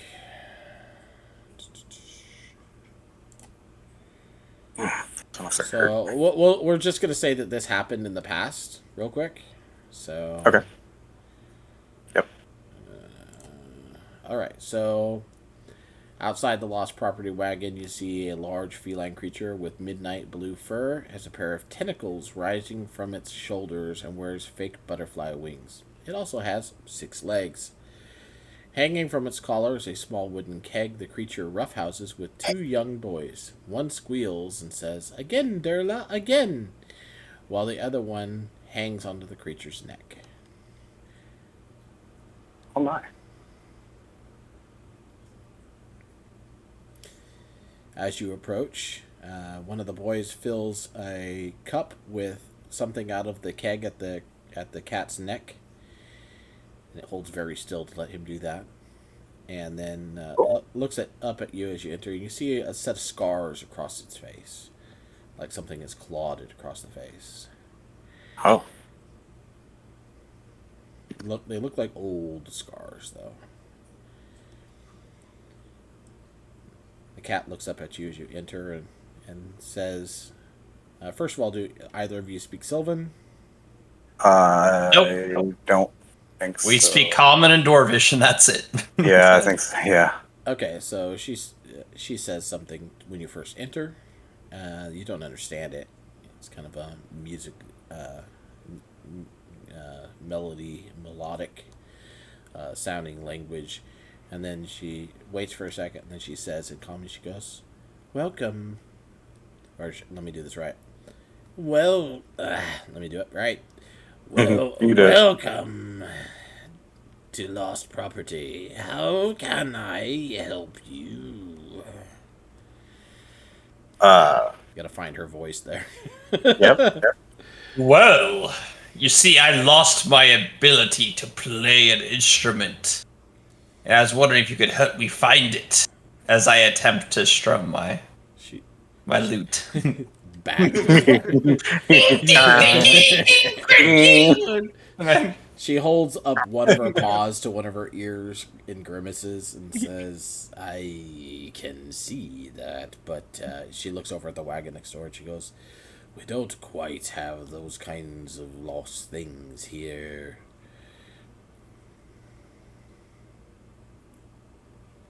So you wouldn't be able to help me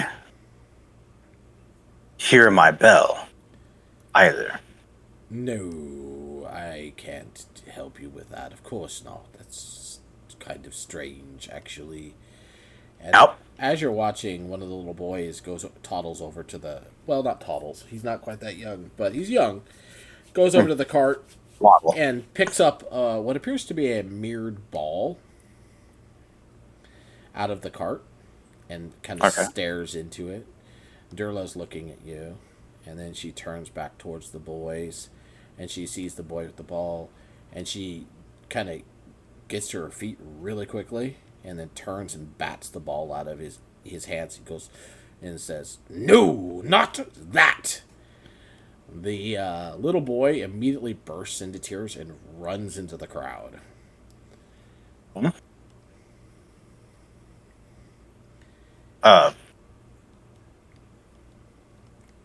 Should that poor... Durla would immediately pick up the ball and place it back in the cart.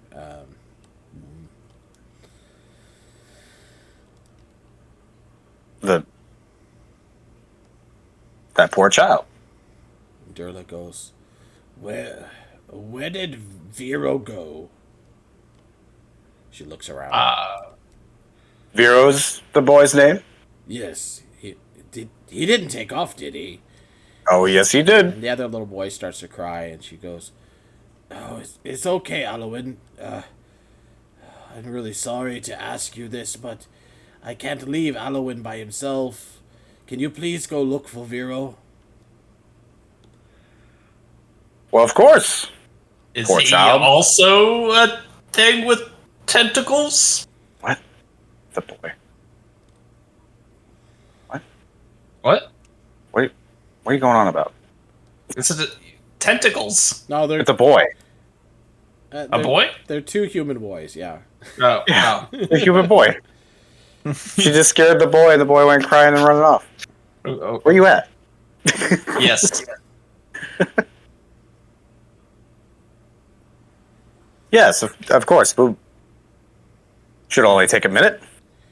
All right, so you take off looking for him. Yeah. We'll track him. Yell out his name. Vero. Viero. Vero. Okay, Vero. so I like that name. I need anybody Vero. that is searching to. I can give you the name. or the names rather. This is the one that took off, and 0. Oh, this is the 0. one that stayed there. Sorry, I typed it twice. My bad. Please work with them. There we go. So I need you to make a perception check to try to find the boy. Since you already fixed the carousel, I can't do what I did to the other groups. Okay, Brax, you got a 9. Hang on, let's write this.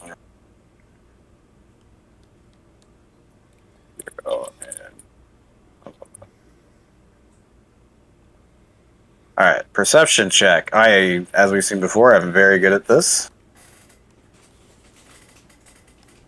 Yep, really good.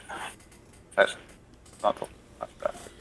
So you go off into the crowd and look around, and immediately spot the little boy next to one of the candy stalls. Oh, child just wants some candy. Brax, this way. oh, yes, of course, yes. Those are human tracks there. We're on to him. Brax, it's the carnival. There's a bunch of people here. He's following some human tracks. No. These tracks right there. Oh, those ones. Yes, those.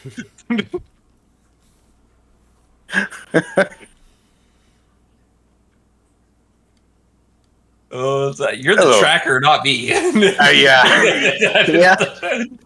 I was just keeping you in mind as I see the boy. That's right. Now you're on the right trail.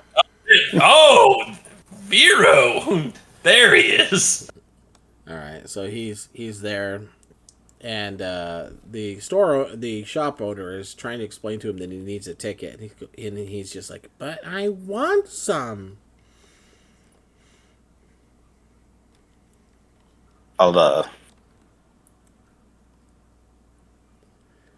For the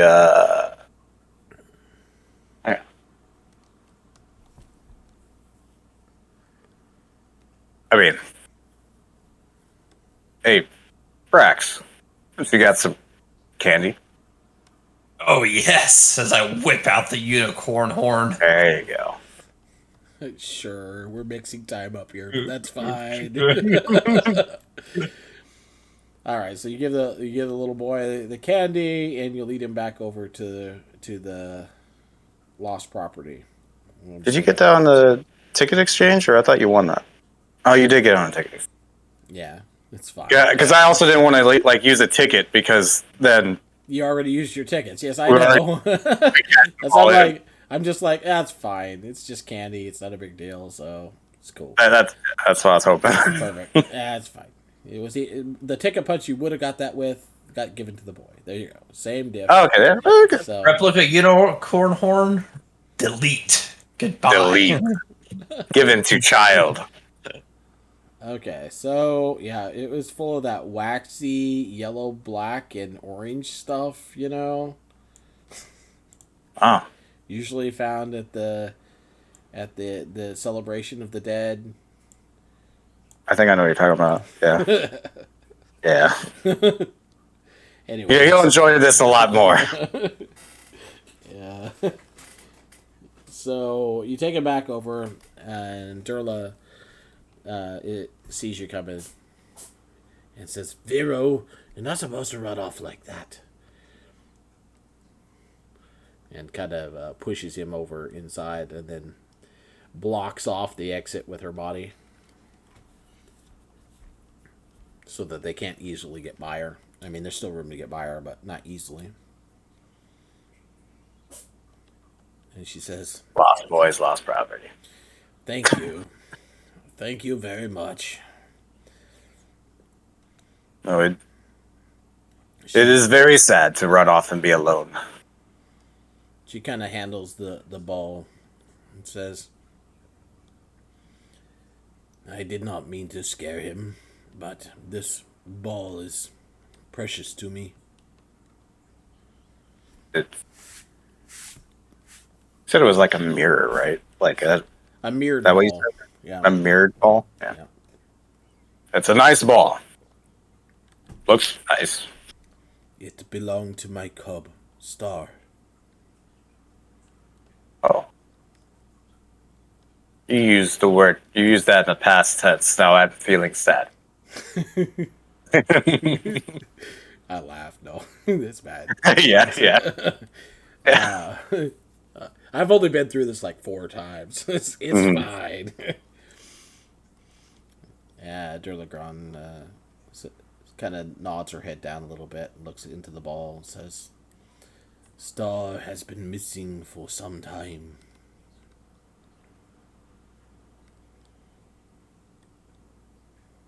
Like, run off? Missing? I do not know. He just disappeared. Here in the carnival. Oh. Oh. Like, said some time ago. Yes. How long? I do not remember. I am She very sorry to hear that. She kind of reaches up and scrubs at the scar on her face when she says I do not remember haltingly. How'd you get such a scar? I do not remember that either. I see. Okay. Perhaps it caused the concussion. Everyone remembers Star being here. And everyone knows it was some time ago, but no one remembers where my cub went. She seems just to get a little perturbed, but then calms down immediately. I miss him terribly. Is there, by chance, if I happened upon a Displacer Beast Cub, any way I would be able to recognize Star if I happened to come upon him? Perhaps I could keep an eye out. Looks a lot like me. And I do know one thing. I spoke to a fortune teller some time ago who told me that my cub could be found beyond the Witchlight Carnival. Beyond. And when asked if it meant elsewhere, they said no, but beyond the carnival. I did not understand. You are seeking strange lost things yourselves, though. Yes. Oh. Have you ever heard or know of a place beyond the carnival? I am hearing of some type of place I've never been or really know, but I too am trying to get there. I have all but given up hope of finding my cub. Maybe you could find him. And she reaches out and hands you the mirrored ball. I'll carefully grab the ball. He will recognize this. It was his favorite toy. I'll remember this. By similar chance, have you ever heard of a hag named Scabatha Nightshade? Durlagron gets a puzzled look on her face for a second. And she goes, I think And then a cloud passes over her eyes, and she goes, no, I do not remember that. Okay. You're not good Kang to Well, say hi, Trevor, not me. That thing right here. I appreciate you trying, and I will keep a lookout for your cup. We're now recording his wife. Yep, got her.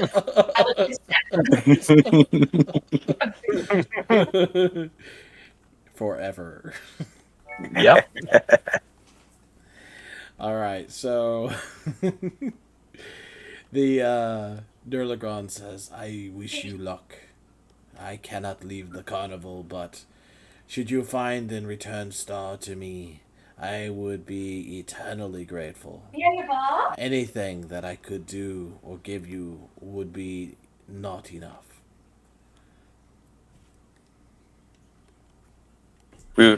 We will search blah, blah. It, Diligently, yes. Thank you, Vaston. Brax. Big Yes, words. I'm not. You're the one that's good with words. Blah. Self-speculating, I could say that. Yeah.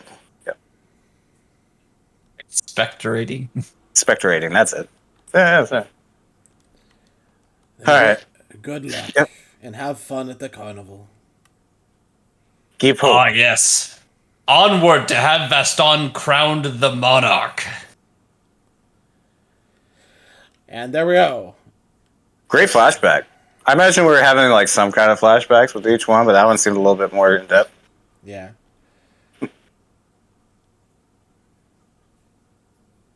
I feel bad. I thought we had everything, but I guess I just totally forgot Lost Property.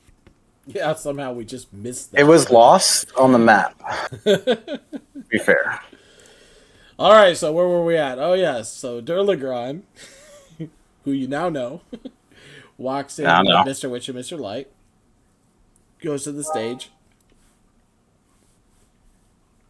and then Candlefoot picks up a large box at his feet and walks out to stand with them.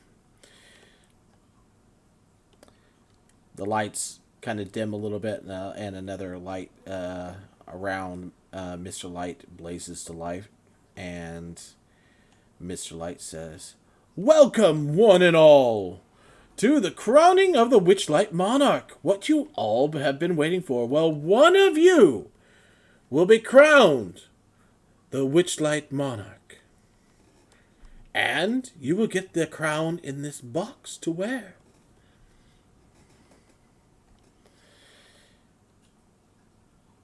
He holds up his scepter, and you can see like a golden light nimbus around it. Okay. Palasha starts to sing some kind of a haunting melody, and the Witchlight Vein, which is the name of the wand, begins to spin. As it does so, light is a trail of light emits from it. And Mr. Light says, "Who will it choose? Who has been a boon to the carnival tonight? Only the vein knows. Let's see who it chooses." And it waves out into the crowd looking for the person who has raised the mood in the carnival the most. And who would that be?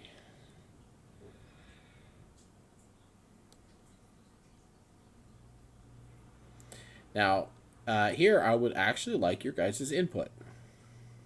Oh, Okay. God. Which one of you raised the mood the most?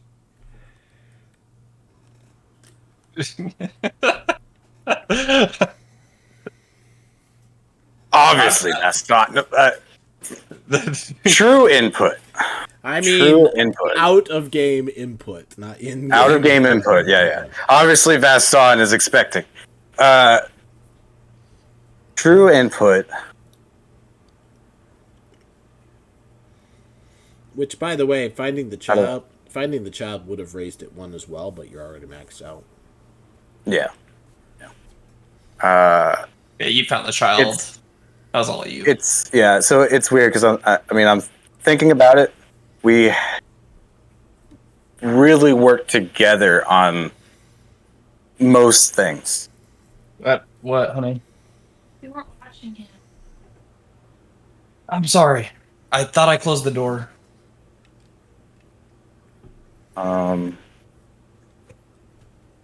when it came to the Calliope, I think it was more you interacting there.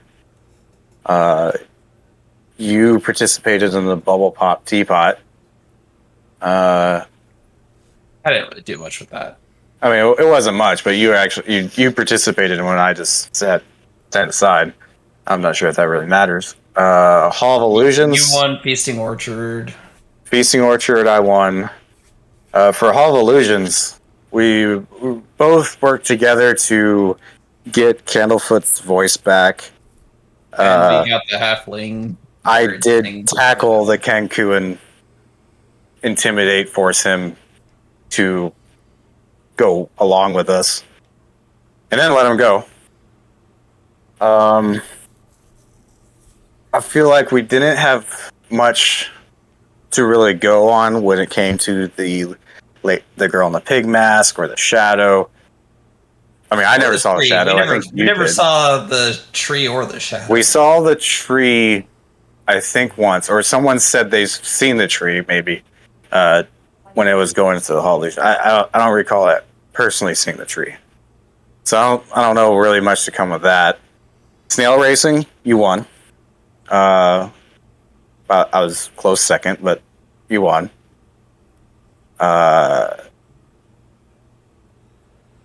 For you gave good answers in Gondola Swan. Yeah, it's Vaston.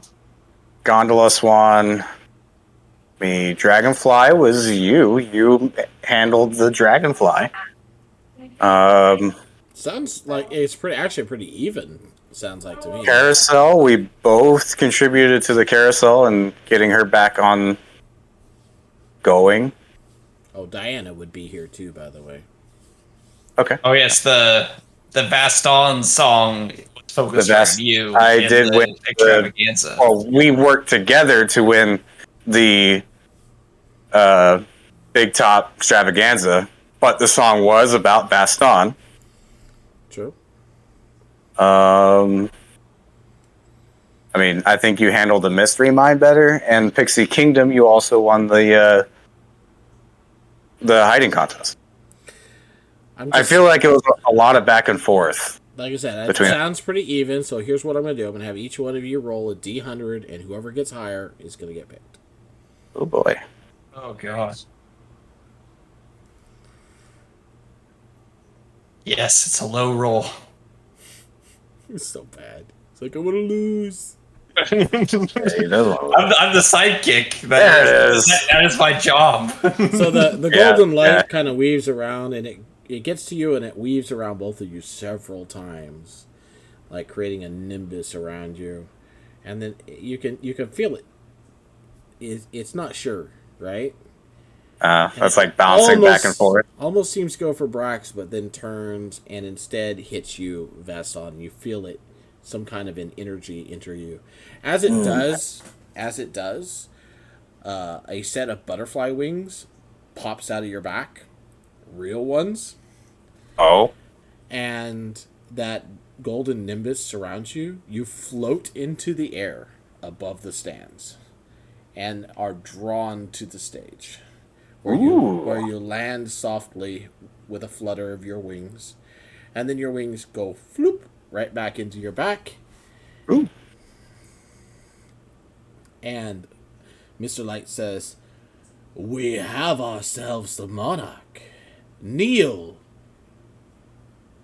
before us, your majesty."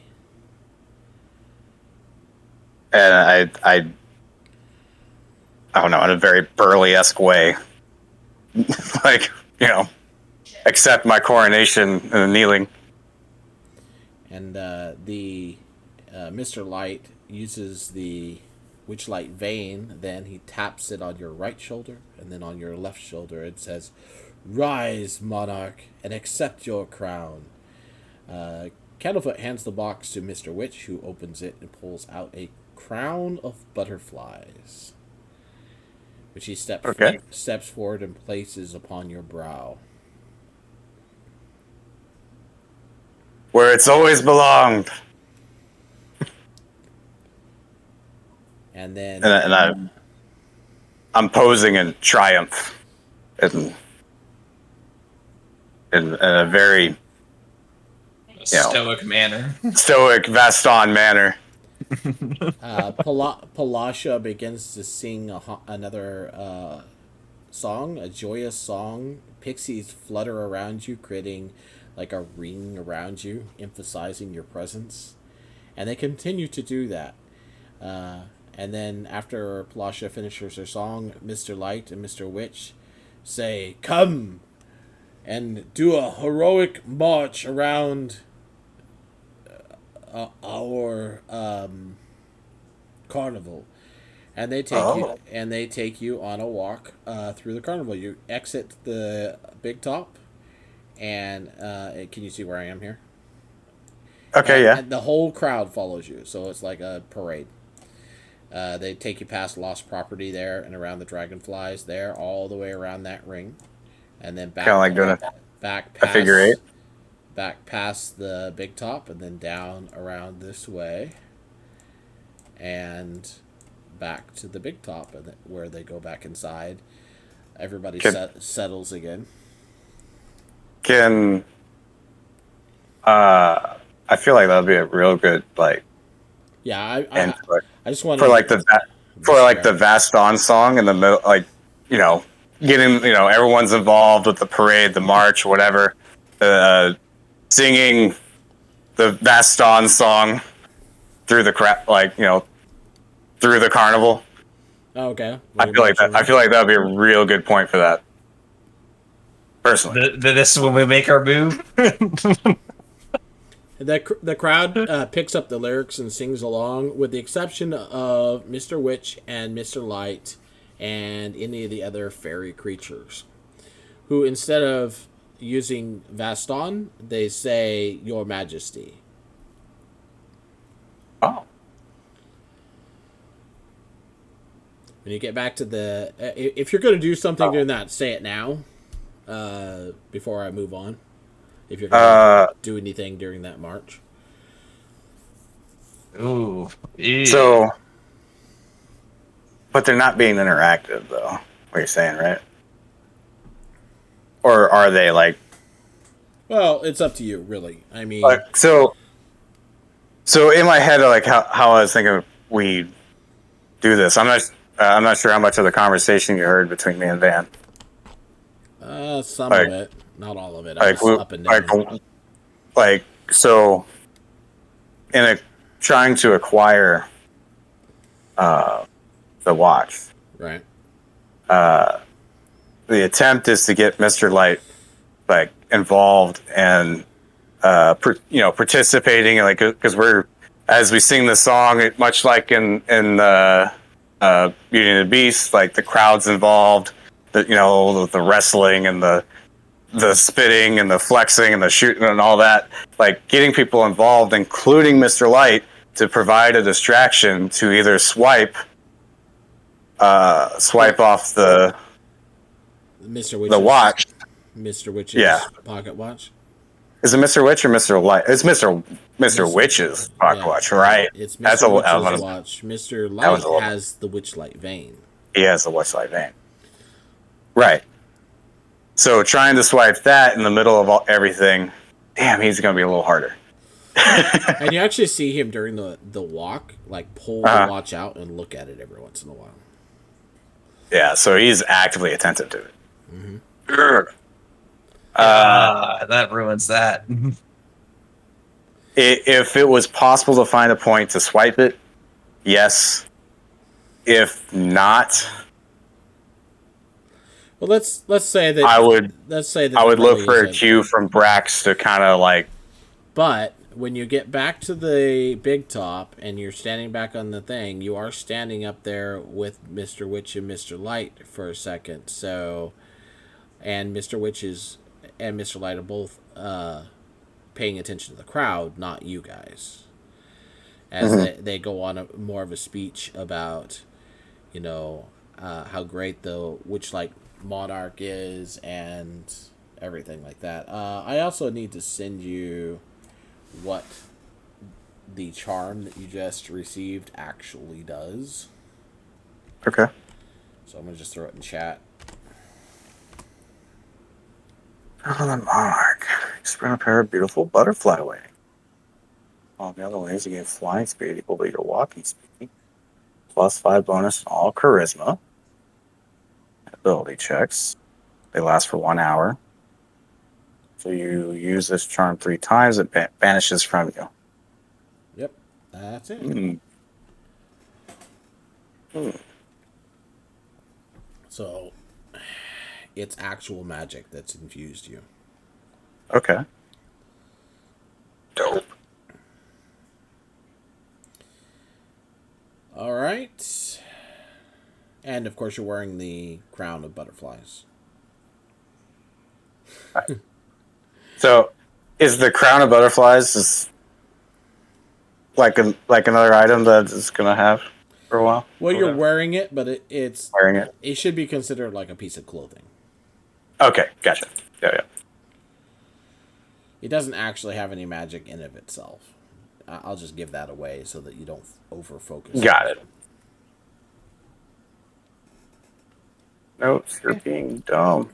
The magic is just infused in you. It's not in the crown. Gotcha. But you do have a crown of butterflies. Monarchs. Get it? Yeah, I get it. Actually, you had to say it. Damn it! I can't believe that you didn't get it before that. Just thinking about it. Like, Wow. I don't know if you've noticed, but almost all the pictures of the different wings you see are actually kind of monarch colors. Anyways. Oh, yeah. So. Well. Pay attention. There's lots of little things in this game. Well, I will say, if Brax finds the opportunity to make a move, we'll move on it. If not, or if he calls it off, we won't. Because being Mr. Witch, I feel like we would need a real good distraction in order to be able to pull that off without being I'm up in front of the entire crowd with you. Yeah, exactly. Like there's a little. We want the attention, but we want the distraction. If we don't have the distraction, then it's going to be way too difficult. Oh.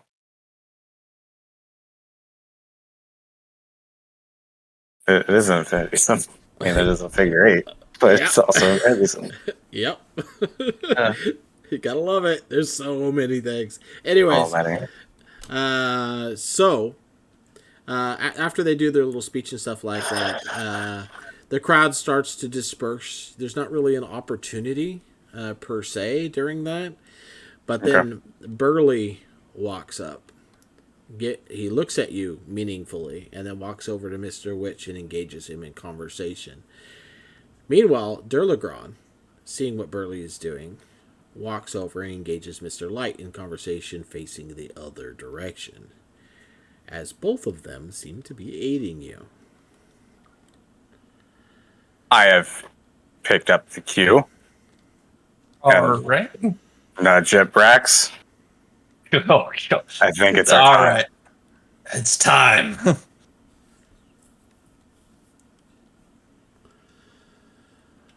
All right, so what are you going to do exactly? You're going to try to basically just snatch the pocket watch?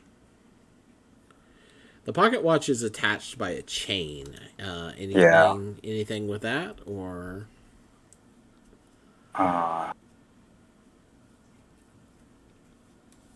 Oh boy, this is not going to be easy.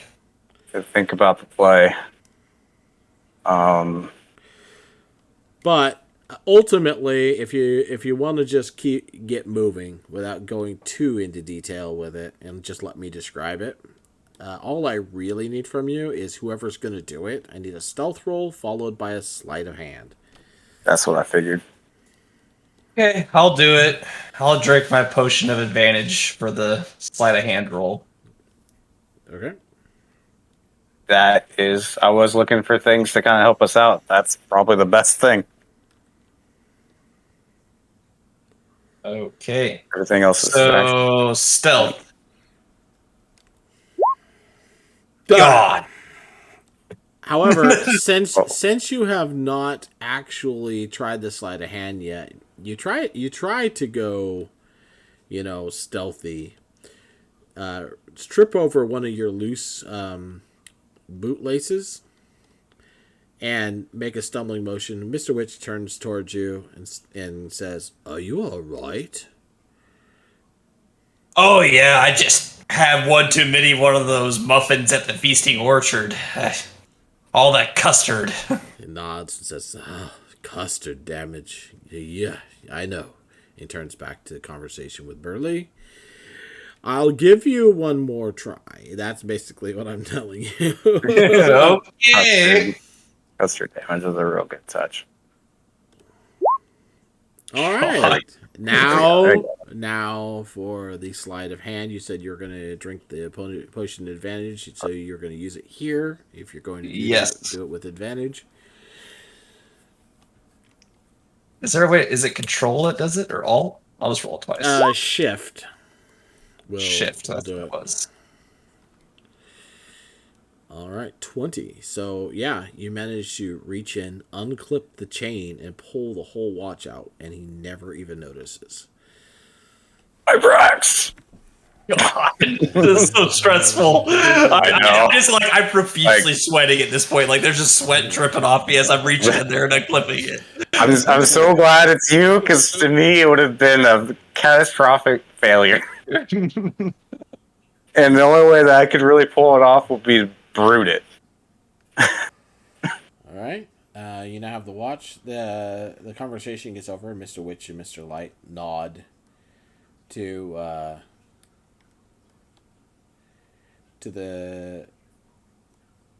each other, and they come together.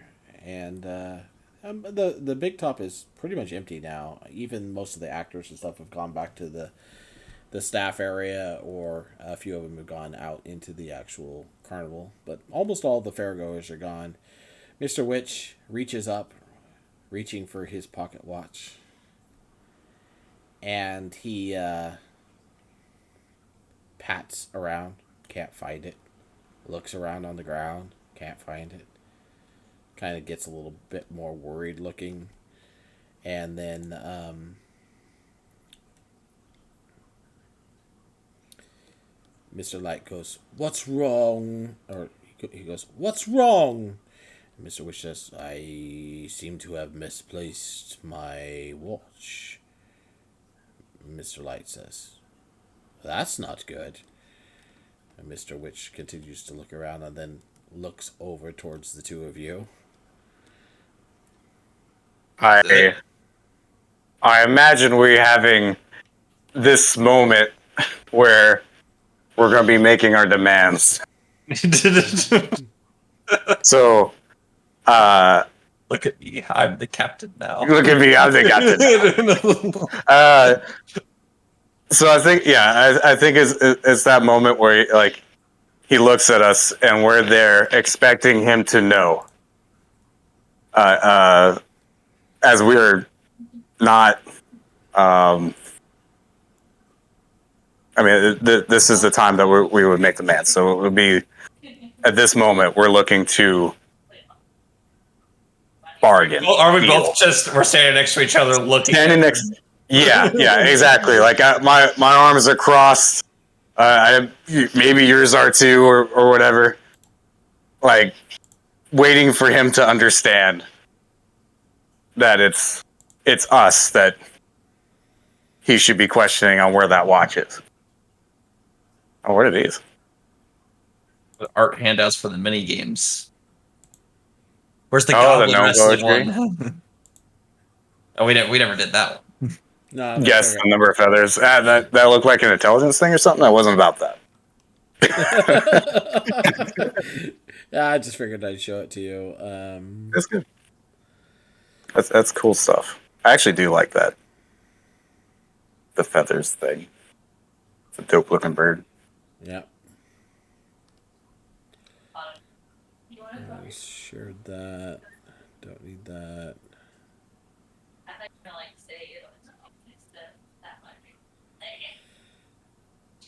Yeah, I think I've given you guys everything that I need to give you for handouts. Was there a goblin one? Like the goblin wrestling one? Is that in there? I didn't see one. Ah, bummer. Nope. They didn't do Missed pictures for all of them. opportunity. Okay. I'll just keep it as imagining as Vaston pinning two on the ground.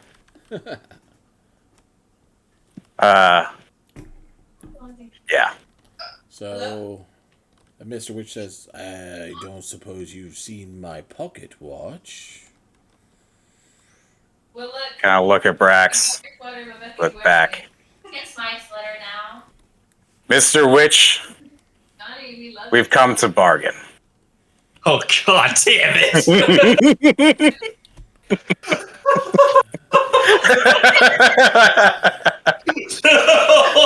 There it is. I expected him to break on that. He seems confused. He goes, I'm sorry, Your Majesty. I'm afraid I don't follow. Well, you see, Mr. Witch, the both of us, and many of us, have things lost. And we are all dead certain that you know where we should go to obtain them.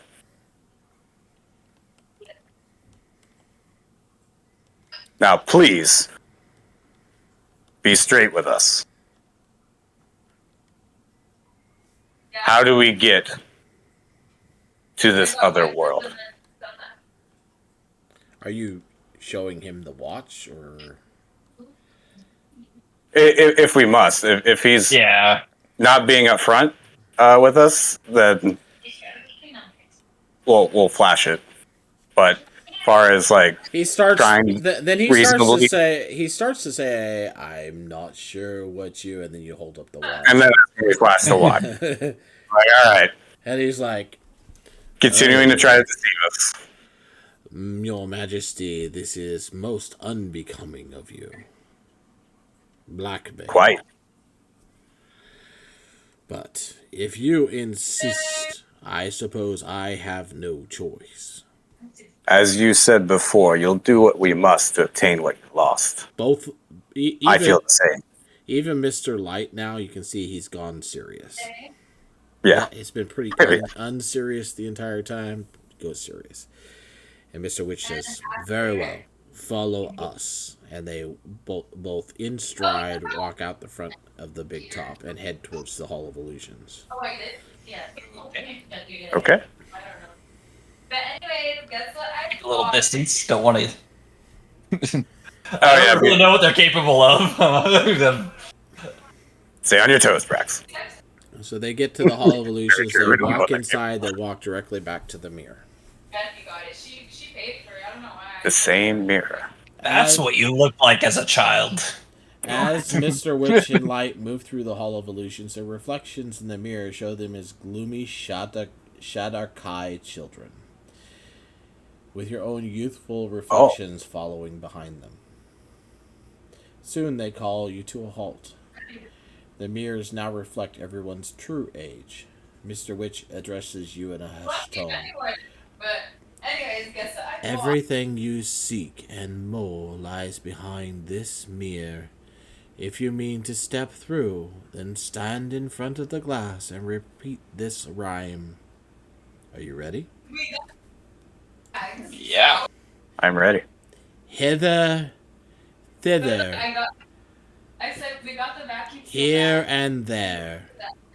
Wander, yonder, show me where. I got one. And then they step aside. But two. I hope you guys got that, but Kinda. actually, I'll just. Feather, thither, here and there, wander, yonder, here and there. Man, he's good. I mean, he was close. He's close. a lot better than I was on my head. I was trying to like type it as you say. Oh, were it's you? not going well. That's okay. I'm not going to be that mean over the internet. I appreciate you trying. I pummeled the group earlier today that I ran through this. Bro, show me where. That's the end. I was like, if you didn't remember, And then I helped them later, but they haven't been having a bad time paying attention. Yeah, the brown ones. A little bit of punishment game. She's even lucky she got them. They had one in their side. As a DM, it can get annoying when people don't pay Absolutely. attention. If they you help them out, you spell stuff out for them and everything like that. But when they don't bother to take any notes at all, it gets frustrating. And the thing is, Mom, it was so It's like, funny. I am not the person that's supposed to remember everything for you. Let's see. So the mirror swirls. It kind of looks like it covers over with frost for a second, and then it opens, and you can see just like a crumbled road in front of you leading off to a castle in the distance. Yeah, it seems like it's high above a swamp. Above a swamp. Okay. And Mr. Witch and Mr. Light say, and the portal will close shortly after it opens. And then you see the portal wink out again. Alright. So you must pass through quickly. If you have questions, now would be the time to ask before you leave, for I fear we shall never see you again.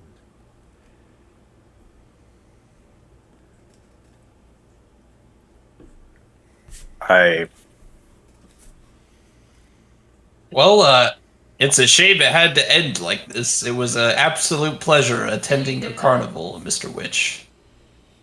See, it's weird. Because if I put all my t-shirts I thought it was a pleasure too until you stole my watch. I'll give it back. Well, then give it back. I give it back as I step through the portal, though. Yeah. He sighs and says, the watch will do you no good there. Until next time. We will meet again. If you have questions, now would be the time. Yes. Can I get back here? Through this portal? Not through that portal. Okay. Because there's a displacer cup we're also looking for in here. We have a reason to return. Yes, poor de Legrand's cub has been missing for quite some time.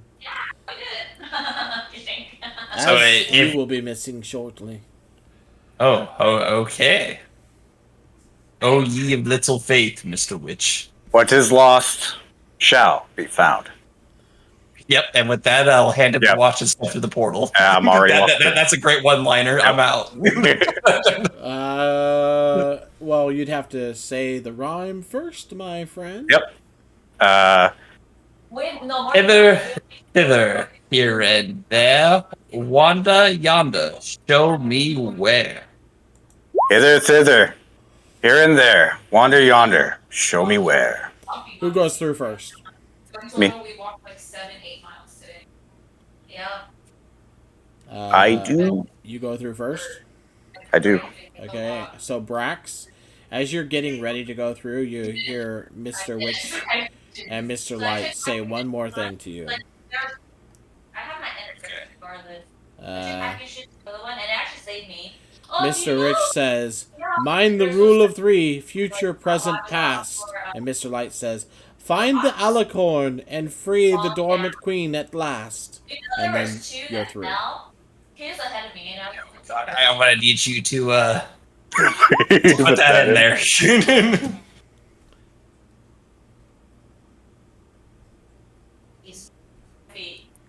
Hey, back to my notes. It came really out of nowhere. I just looked up and like, oh! Sorry. It's all good. It's all cotton tape. I got it. All right. I handed him the pocket watch. I want to make that very clear. He has his pocket watch back. Yes. Okay. To be fair, if you try to step through the portal, you would arrive on the other side, but the watch would stay behind. So Oh, okay. you literally can't take it with you. On good measure, he does return it. Yeah. That could be important later. Oh, actually, no, we didn't. All right. You guys immediately level up. Because afterwards. Oh boy.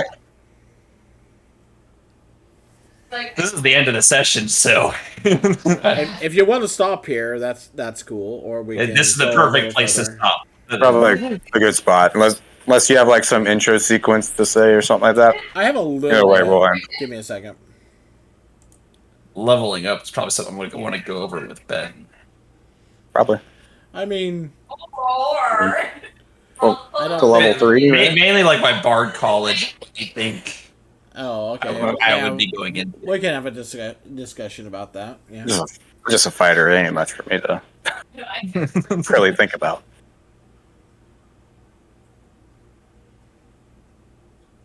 I don't know anything about bards. You know who has a much better grasp on them than I do, though? Oh, your son probably. He knows every class I like. He just studies D&D classes. A little too much, in my opinion, but that's cool. Whatever works. It makes him really critical of things. That's the only thing I don't like. Mm-hmm. Anyways, he's 15. What do you do? Okay, take this one. I was just bar. At least he's studying something. Right? Okay, so It is new. Yeah, it is. New for I do have the introduction. So you find yourselves standing at the edge of a raised and broken causeway under a hazy twilight sky. The causeway, which is built from pale stones that glow faintly from within, towers over the surrounding landscape, but large sections of it have crumbled away. The parts that remain in place are separated by large gaps where portions have collapsed. A fog-shrouded swamp spreads out below you in all directions, and up from its murk wafts the smell of rotting plants. I'll watch it with my lunch. Also rising from the swamp is the music of nature, a discordant symphony of croaking frogs and singing birds. And there's the full thing for you. My cat chewed on the straw. Got holes in it. It's got holes Yep. in it. My dog chewed my wife's like $150 shoes. So Wow. A little more expensive than my straws. See, I like cats. I thought I closed the bedroom door, but Until the cats chew at your wires. Had a few of those. None of my cats ever have. I mean, whatever you want to do, you know. Well, I like wireless stuff. I guess. Um, All right. I think the way I'm going to run your guys' campaign, I'm going to go ahead and show you the map. You didn't touch It has several locations on it. And I'm pretty sure I can show it to you safely on here. I think they're going to all be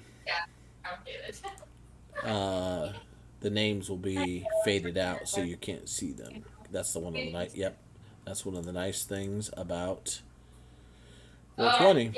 Yeah, so I can move you to the map so you get a little peek at it. Not just tired. Ooh. I was gonna say you want to work out tomorrow, but Anyways, the location at which you guys are, and I'm gonna just go grab your tokens real quick and move them. alright then. Alright, Mom. Just move over. Well, did you make rice too?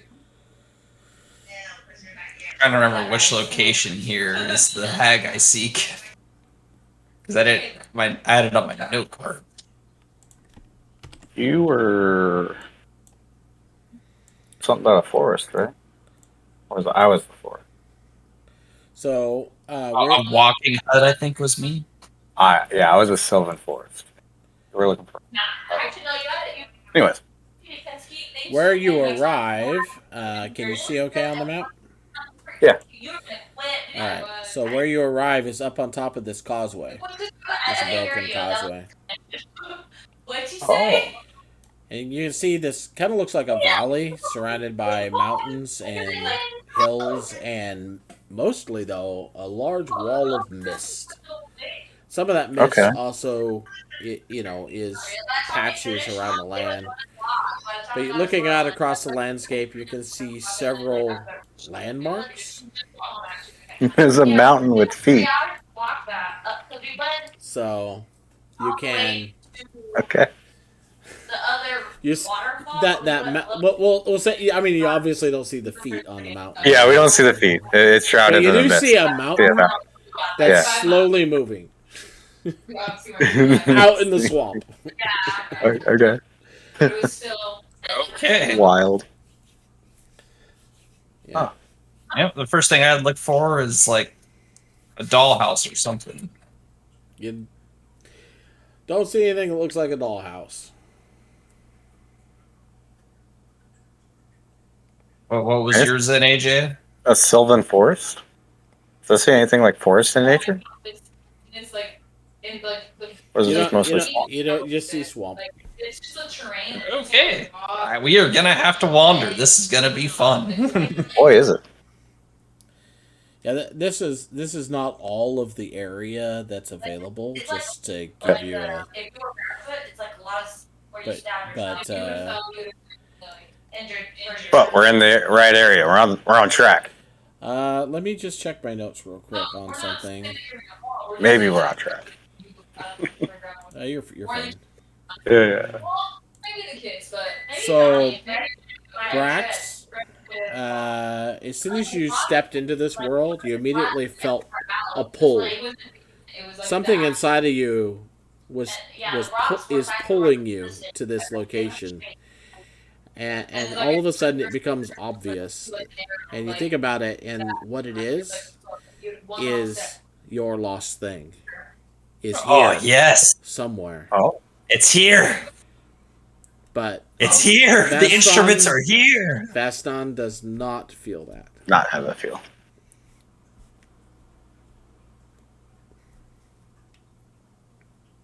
All right. You have to wait. Yeah, you have to wait till people come down. Somewhere in the general vicinity of this area that you can see, Brax feels his lost thing is. He just has no idea where. Just has that overconfidence that it's here somewhere. Oh, right. I love it. Yeah. And that's where we'll start next time, Again, next time we get on here and play. Go ahead, Cool, you can cool. stream here. Close this.